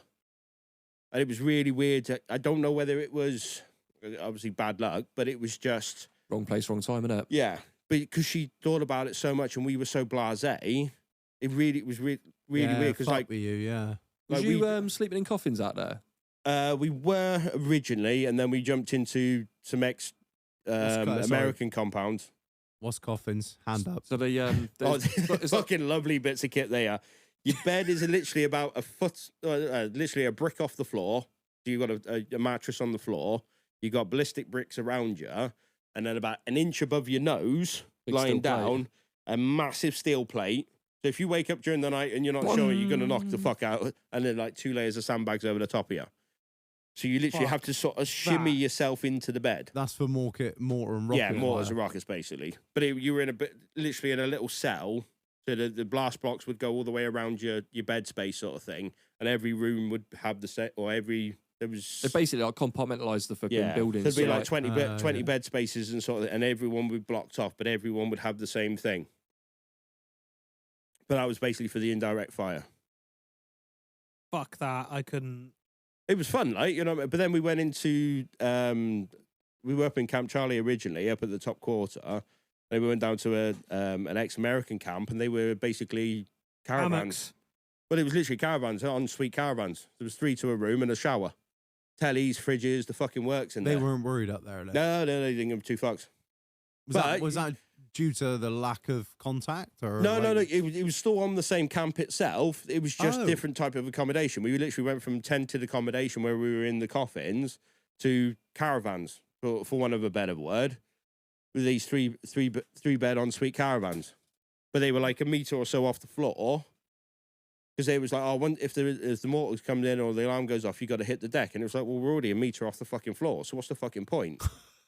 Was it the same at, I mean, because I never did. Yanks know how to live, mine. I never did Telek, but like on the Herrick tours in Afghanistan, it's almost like you found the closer you got to the dangerous part of the fucking like AO, area of operations. Thank you. Like the more relaxed it was. Yeah. So like if you went to like Folads, which was like fucking slap bang in the fucking green zone, like cunts walking around in fucking swim shorts, mate, like flip flops. I think there was definitely a bit of, it depended on.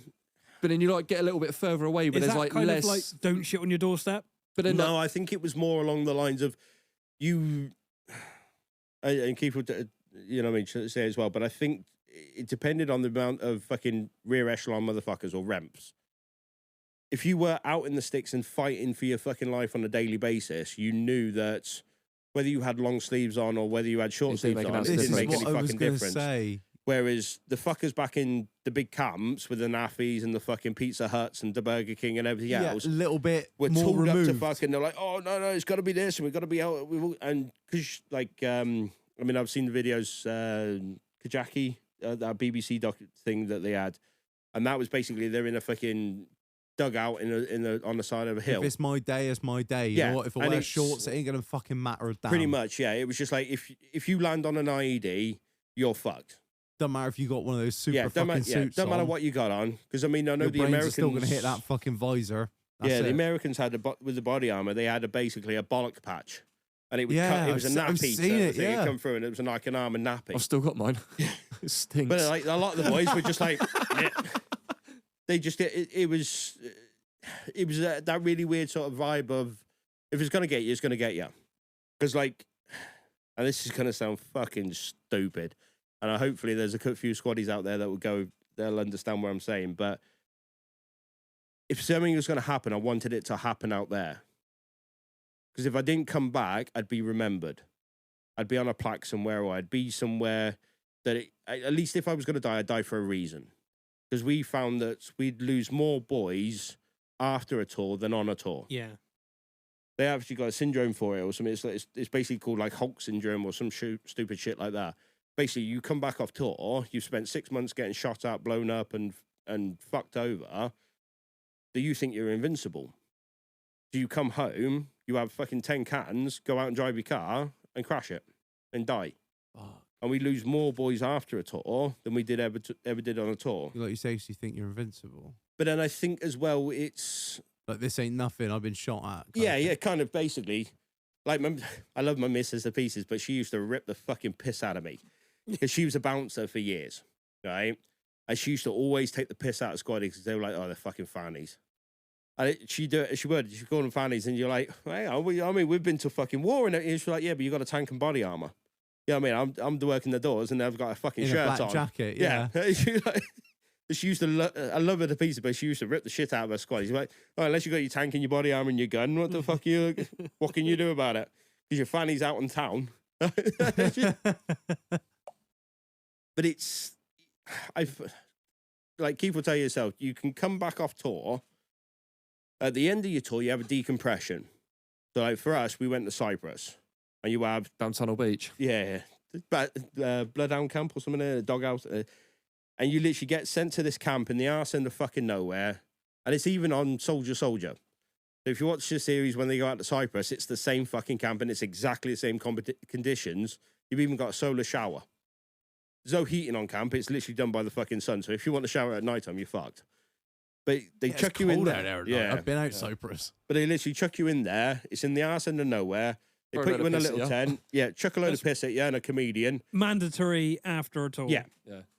And you'll go in there, and it's called decompressing. Basically, anything that happens in that camp stays in that camp. So, like your Unless you CO, So break it's a bit like Vegas.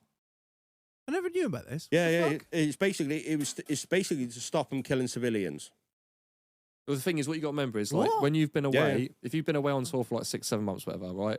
You've not had a drop of fucking beer.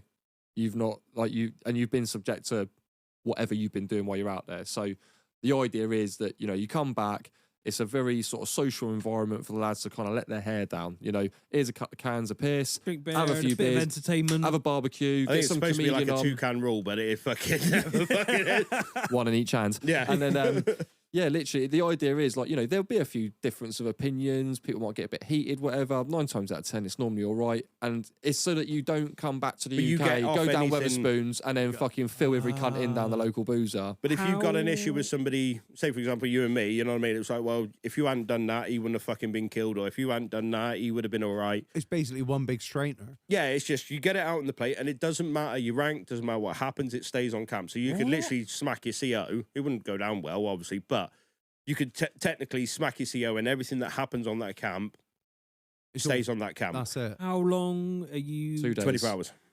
or just over 24 hours. Really? A shot Because you there. literally get ain't land worth on the a morning, wank, is it? you get pissed up, fucked up, and then the next morning you get given Fucked your off uniform home. back, chucked on a plane, and go back. It's halfway, well, nearest damn a halfway point, isn't it? Like Yeah, but Iraq it's or somewhere that they can Afghanistan. land, put you, and you'll be out of the way.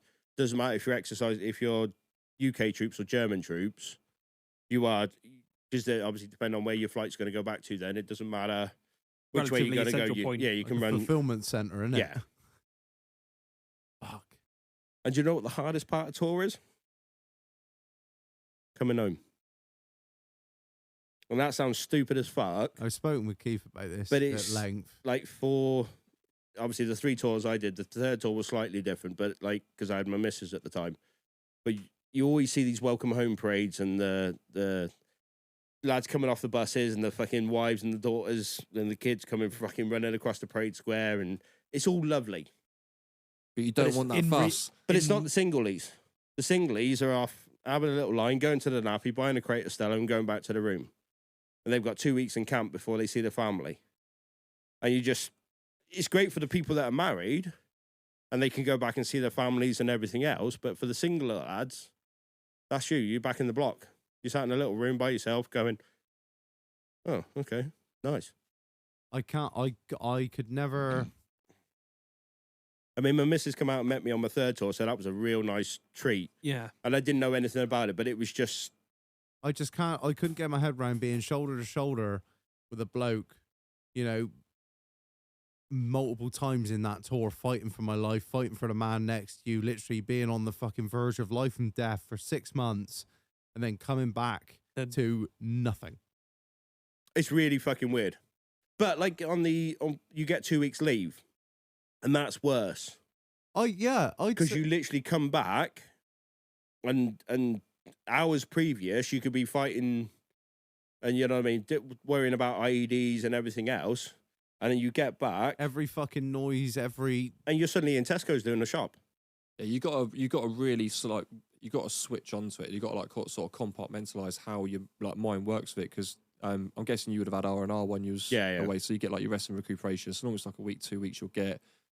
And I remember when I deployed away, they were like, right, when do you want your R&R? So fucking, I've just got here. Fucking chill out. Like some lads took it straight away. Well, some lads waited till the end. I think mine was sort of like 3.5, 4 months in. So it was quite well planned. Like, because I did a summer tour, so went out in like it was end of February, March time. Ripped in, went out, and my R&R was like, I think it was just before, just after my birthday. So it was in July. So I knew a couple of weeks and then come back all September. Bosh, I'm coming home. So it was like the last little push. There weren't too much to go. So it was quite well planned. But like you say, 1 minute you're like, and it's weird because like all you've got is like 8 different shades of fucking brown and shit around you. Everything's dry and horrible. And then like you land in like Bryce Norton, everything's fucking green and like it's almost We like were coming off the plane and we're dancing in the rain. It's On the weird. one tour, literally come not off the plane seen and it. it's raining, you're fucking like- dancing and it's thinking it's amazing. But it's like you come home and then like obviously I like, you know, now ex-wife, whatever, but the kids, and you know, they want to be all over you and they want all your attention. And it's like, what the and like you've gone from one extreme to the other, and then it'd be like, I mean, I've been told that story about that kid who got kicked off outside that Tesco store when I was based in Tips. So I come back and I was like, well, I'm just gonna go down the shop, pick a fucking scratch card up, whatever, get a couple of beers, and I've walked out and there's like some like kiddie kicking off because his mum's bought him the wrong fucking Kinder Egg or something, and I was like, the fuck are you, little cunt? Like, what you moan at? Like, because the thing with tour as well, I don't know what it was like for you, but it really opened my mind and changed my perspective on life. When you kind of see how them people are living and what they've got going for them or what they haven't got going for them. A bottle of water bring them joy. Oh, fuck me. And an absolute joy, just a bottle of water. And then, like you say, you've got some kids that sat there going, oh, well, I want a fucking PlayStation 3 or I want and there's this, kids or out I there who've never wanted been to that fucking game, school and they'd be happy if you get them a pair of fucking flip-flops. Do you know what I mean? Like, it's...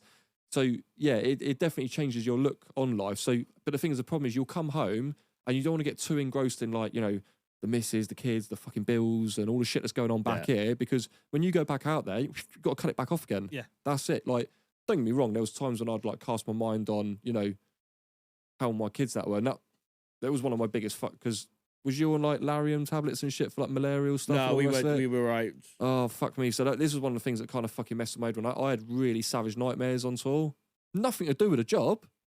Like, I used to have this, like, really horrible, like, every night reoccurring nightmare of, like, basically finding my, obviously ex-missus, with the kid in the compound. The camp's getting overrun. Everyone's trying to get extracted out, and I can't get them out the camp. Every night. And I think it was to do with the medication that I was on for like fucking anti-malarial shit because of the mozzies or whatever. But like, so when you go back out there, it's like, you've got to fucking cut everything off.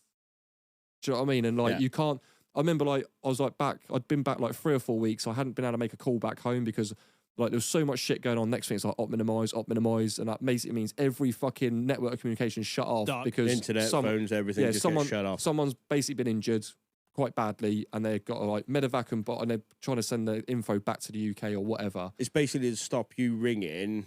Like, say, for example, you and me Or on jumping tour, on and fucking me ringing Facebook, your missus yeah. and going, oh, Ringing fuck me, Reg is fucked, you know what I mean? Right. And she's not found out from the military. Right, She's yeah. found, you know what I mean? Which So they is just, right, they yeah. just block everything. So I couldn't make a phone call back home. And I remember like the first time like the phones would open back up, you get them little paradigm cards. I remember. So you like flashbacks, mate, flashbacks. So basically, it's like a fucking queuing for the phone card. Yeah, so you basically like buy a phone card and you get like so much money on it. So like you get so many minutes. So yeah, like, you get like 20 minutes a week free or something. Yeah, that's it. And you like go down to one of these little wanky booths. Do you know what I mean? Oh, baby, I fucking really love you. Oh, and all this shit. But there's literally a queue of fucking lads and there's Just like doing 4 the same phones. Yeah, thing. you go, Oh shit! oh, what you wearing? What you wearing? What knickers you got? Oh fuck, mum, wrong Oh, number. you going to Shit. Tesco's today? Oh. Fuck, I thought I put the girlfriend's number. It's me, mum. Bollocks. What'd you get in the meal deal? Yeah, but then like, you know, when you get that first phone call, and I remember I was on one of the small patrol bases, and they had like a little paradigm thing, it was like 3 or 4 phones that are in there. Yeah. And I jumped on the phone. I'm like, right, how's it all going? Yeah, sorry, it's been a fucking late one. We've been busy as fuck. Next thing, bang, bang, like. It's nothing bad. It's just them fucking dickheads from the artillery pumping a loom up because they got bored or something because they don't do nothing on tour. Mate, fucking, mate. There's the same with the artillery. They're that far back, they got to send their laundry forward. Yeah. But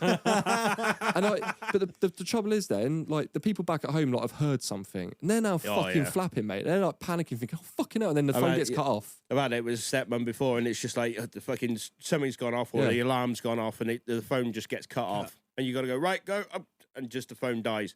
And it's days before you can get a call back. Yeah. And they're like, on the well, edge. like, But- we've been waiting for a fucking phone call, either from the military to sort of go, something's happened, or from you. And it's, you're like, oh, sorry, but it's like the phones might come back on 6 hours later, but you're out on a patrol.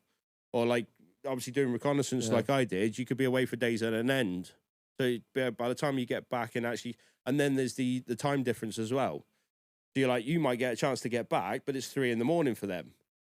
fuck them. Nobody Wake 'em will. up. Yeah. But then that's what I mean. You just got to kind of switch it all off. And you got to like turn yourself. It's like controlled aggression, isn't it? Switch it on, switch it off. Like if you Turn yourself into a soldier Yeah. and then go back to... and if you struggle that, you're fucked. Because when that phone call got cut off for me, I was a little bit pissed off for a while. But then I knew that it was starting to affect me because I just wasn't really switched on with what was going on around me. Because I was like, how do they feel? What's going on? Are they worried about this? Anyway, we fucked off. We was out for a couple of weeks on a job, like going from one place to another. And I remember getting to this other camp.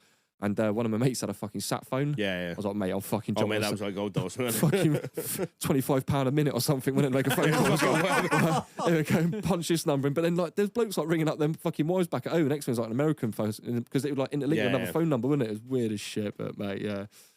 Mad times. What colour pants you got on? Yeah, literally. But it was... I mean, I know we're painting the military in one way, but like there was so many elements to the military that was fucking great. And I can look back on, like, obviously we've both done Canada. Oh fuck yes. And mate. I've gone rock climbing in the Rockies, being paid to do it. And Skiing literally, I'm in stood Banff up National on the Park. Rockies, and you're looking across, and you're like, how the fuck am I getting paid to be here? Yeah, so for 2 knobheads like me, why do you guys go to Canada? It's the largest training area in the world for the British military. Right. It's the only place that you can do basically a full battle group, like battle run. I So you can, think, if I'm right in saying, the training area is the size of Wales. Isle of Wight. Which is, Isle of Wight, yeah. It's fuck all literally out fuck there. all out there, but Massive. it's a Massive. massive training area that's out there for you to fucking play about You with. do what the fuck you want there. Yeah. You can go live. You can do everything. You can fall asleep driving a tank for 3 hours and not hit fuck all. Yeah. Not saying I've done that, but It could be done. yeah, and I'm pretty sure I did it, but I'm not sure. Maybe, who knows? Canada's fucking amazing. I was leading I've the said it so convoy many at the times time, so I before, don't like, know. Canada's amazing. I fucking love that place. It is absolutely brilliant. Fucking fantastic. I mean, I was quite lucky. I got to spend I did 9 years, and I did the majority of my time out in Germany, and fucking loved it because some of the stupid shit that we used to get up to was unreal. But like Canada was just tenfold. Next level on It was like we had soldiers kidnapped by women.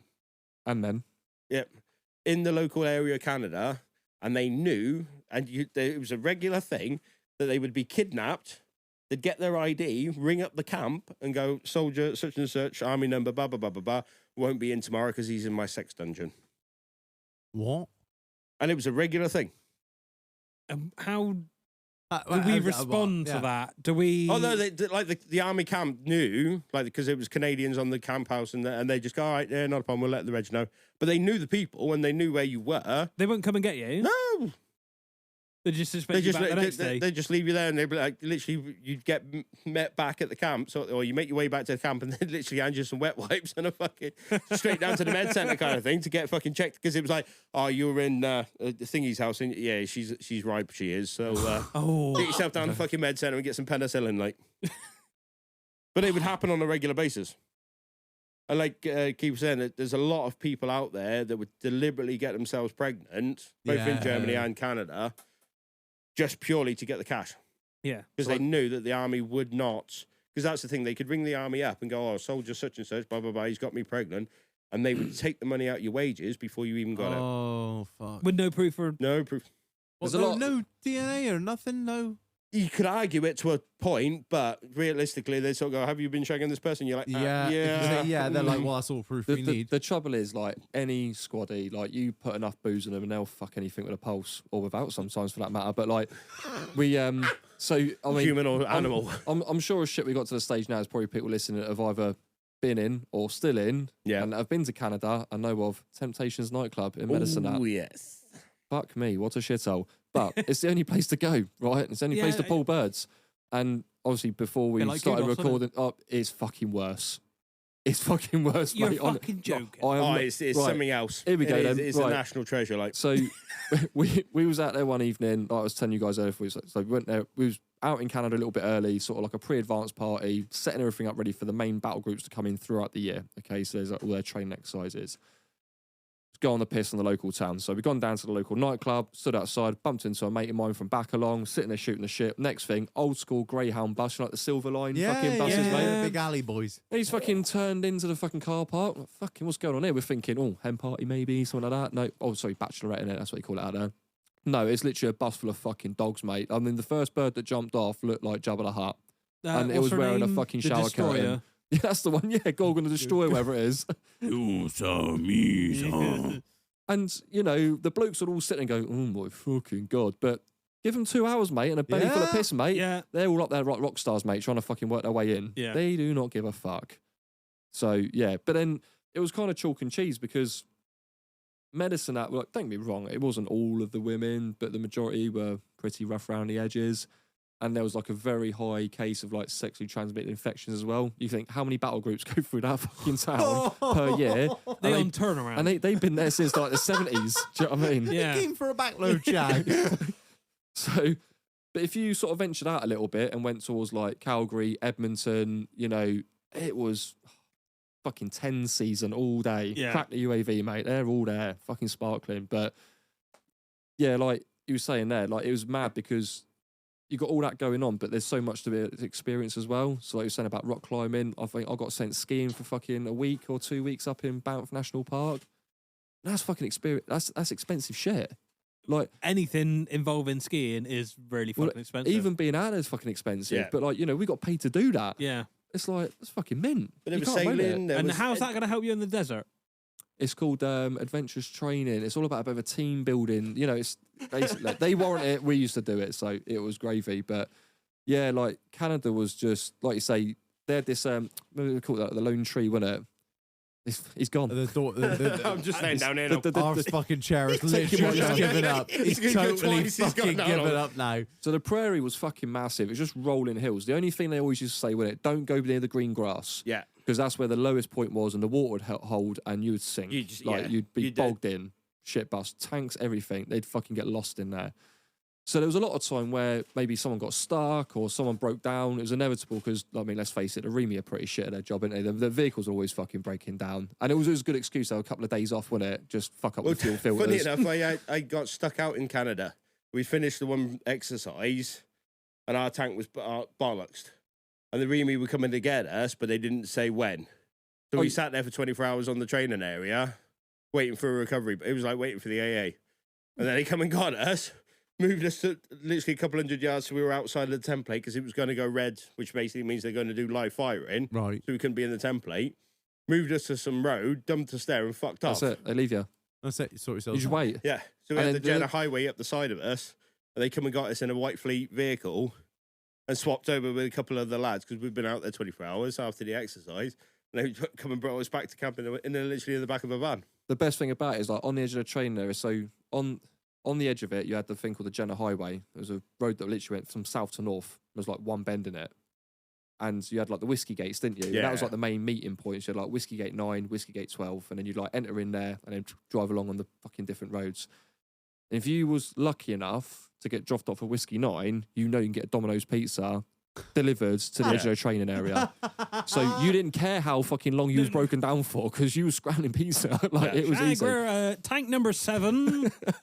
But like one of the things we used to like doing was doing go for mortars. I was going to mention this, but I was going to wait till you brought it up. So like you've No probably animals were harmed in the making of no, this podcast, they normally all survive.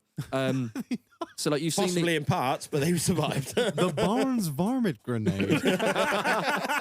So you've obviously probably seen some of these reels on like Instagram and that of these like mad fuckers like changing tyres and sticking rats down them for what they call it, Reg? Cheaters. Yeah, you've got a beat Set it off cheater, and which is fucking- used to if you've got like a slightly deformed tire, or some of these useless fucking tire companies stack them incorrectly, so they squeeze the sidewalls in. So you need a cheater to bring it back out again.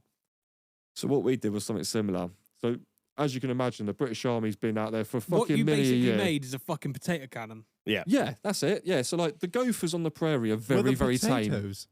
Say again. They were the potatoes. Yeah. Exactly, that's it. They Yeah, were so the the blockage gophers, that need to be cleared. so you'd get a Pringles tube, bang a bit of food from your ration pack in there or something, and then they'd literally go in. Plastic cap behind. You'd have a little hole pre-drilled in the bottom, fill it full of fucking deodorant or aerosol, whatever, light the gun, boom. And you could have competition to see how far you can get or how accurate you were. You're like, you know what I mean? Get targets set up and stuff. Be giving the old Tiger Woods. Put a bit too much in, explodes in your hand. The thing is though, like it was such an experience doing Or Canada if you're a sniper, you'd have double Pringle tube.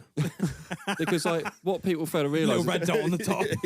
it's the only place, like you say, you can get a whole fucking battle group to do like a full manoeuvre. So like it's really surreal when you're like sat in like what you call them a lunchbox, little 4-3-2s, Yeah. whatever.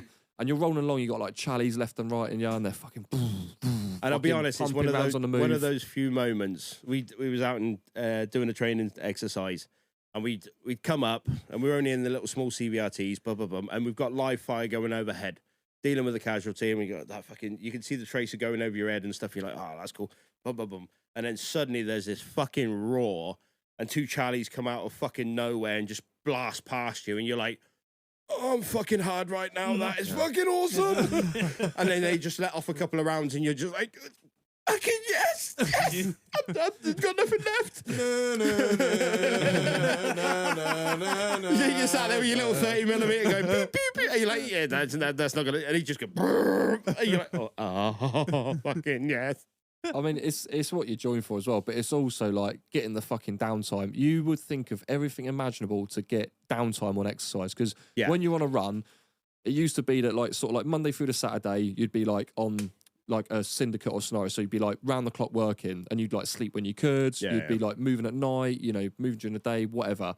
And then it used to be like on a Sunday, you'd like leaguer up and have like what we call a mate day. So you'd like do your running, get like stuff on the tanks and that, do a bit of personal admin, wash some clothes. All that you normally have the engineer because obviously we'd come up and the engineers would come and go, right, the engineers have made a shower. Oh fucking! And like if you've been out there for 30 days, you're fucking bogging. But like literally, and they're like, oh, we've got a shower and it's just a tent with some fucking hose pipe with some holes. But it was the loveliest shower you've ever had in your fucking life.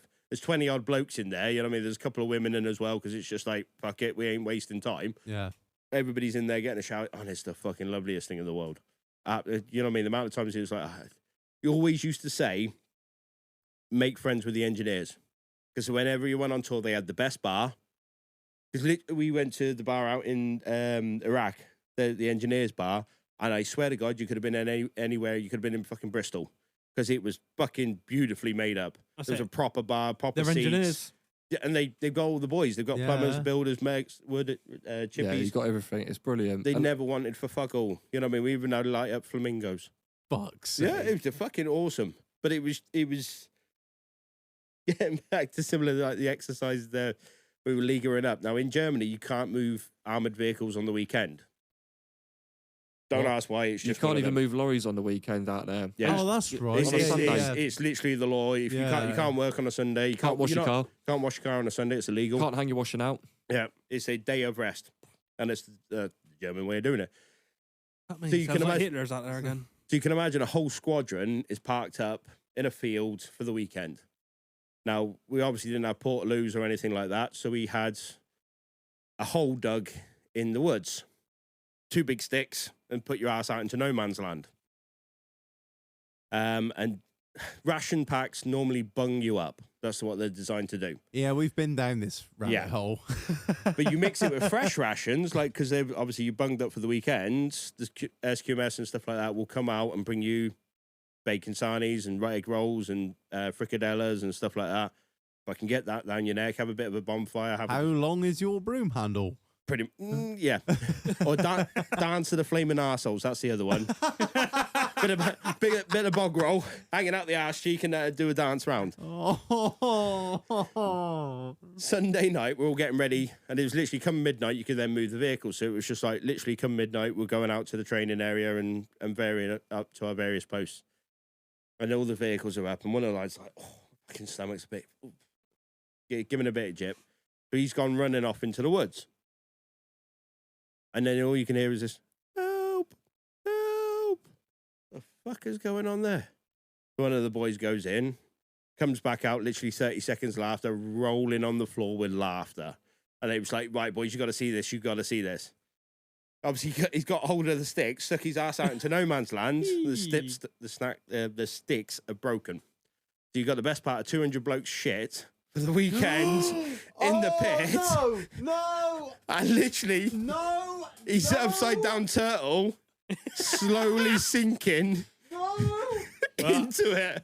Going, out, and every time he screams, he's slinking slowly more. Help! Help! no, Yeah. no. I can deal with a lot of stuff. I can deal with dog shit, I can deal with cow shit, pig shit, all the many types But like I of say, poo. because Loads of you've shit. obviously got the mixture of fresh rations, and so it's literally like liquid concrete. Oh.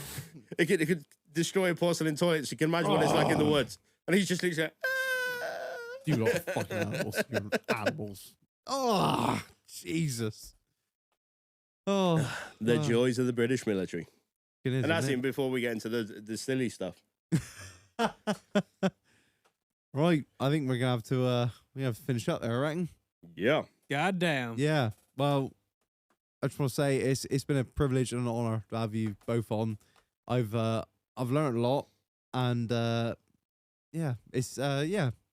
I don't really know what to say, to be honest. It's, I always feel kind of like dwarfed when we have blokes that have served on with us. I mean, we have Keith on all the time. He's just turned into like one of the boys. He's scum.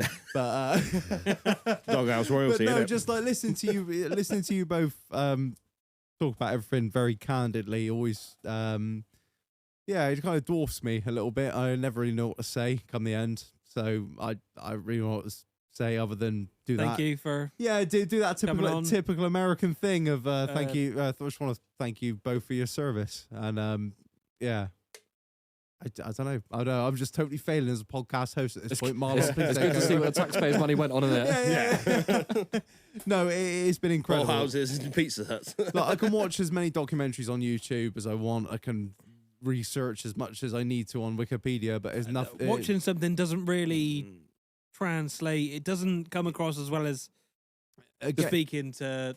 The thing is, as well, it's like we've sort of spoken this week for a little bit, Yeah, yeah. like, and like, you know, you said it like I think it was like yesterday. So fucking hell, mate, it's like I've known you my whole fucking life, and that's the thing with the lads in the army as well. literally. Like, you can meet people even whether you've not even served with them, and you've been out the army 5 years, 10 years, 15 years. Like and you were talking about the German camps, the Canadian camps, just like normal day-to-day stuff, like fucking stories from being out on the piss, and the random I'll exchange stories of things that we've got up to on the piss, and he's like, mate, honestly, I can relate to that. Like this happened, but then where I work now with like my civvy muckers, they're like, we're fucking making this shit up. Like honestly, no fucking way was you and two lads training these fucking three birds with mad shit, mate. Like fuck off. Did that even happen? And we had a lad on the piss come back into camp, pinch a tank, go out on the rampage, crashed it, went back to camp and pinched a second tank. He's the only bloke I've ever known to come and steal 2 fucking tanks. Wasn't related to Granby, Colorado. But literally, he was like, Mr. H, was he it? was like, didn't the camp gate stop you? And they were like, because he was like, didn't you just leave in a tank? And he was like, no, not me, mate. No, And fucking carried on. That's my brother. I think the thing you find is like with like people that have served in the military, it's like the initiative they have. So like I was saying, my mate Jay, like we went out on the piss in Canada. Well, we shouldn't have been on the piss. We hadn't been briefed up yet, so he shouldn't have gone out. Allegedly. But he did because he's a fucking animal, right? So he managed to get himself back into camp. But the trouble is, I knew he was out on the piss. I came home. All the Fijian boys were getting smashed in the common room. Oh, and they can't handle the And drink. one of them was renowned for pissing in people's lockers. So I thought, look, fuck this. I'm locking my bedroom door. Trouble is, I was sharing a room with Jay, and I was the only fucker with a key. So he's obviously come back in the middle of the night, can't get in the room. So he's gone out of the block, downstairs, across to the fire department, nicked 8 200-litre oil drums from the fire department, rolled them up to the camp, made a pyramid, and scaled the side of the building and coming through the window. No. The funniest thing about it was, right, so I woke up in the morning and Jay's there laying in bed facing me because we're in the opposite beds to each other, and he's scowling at me.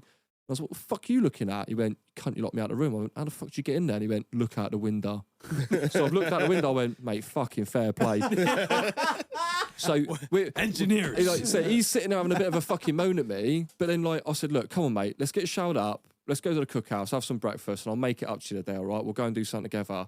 Did you So- explain why you'd locked it? Yeah. But like at the time, Yeah, he don't didn't know matter that, now. did he? Do you know what I mean? But so anyway, we're getting fucking dressed, mate. And I'm like, put me fucking socks on, pull my pants up, like getting dressed, put my shoe. Jay's like, fucking hell, I can't find my fucking shoe. What do you mean you can't find your shoe? He goes, I've got one on, I can't find the other one. It was in the car park.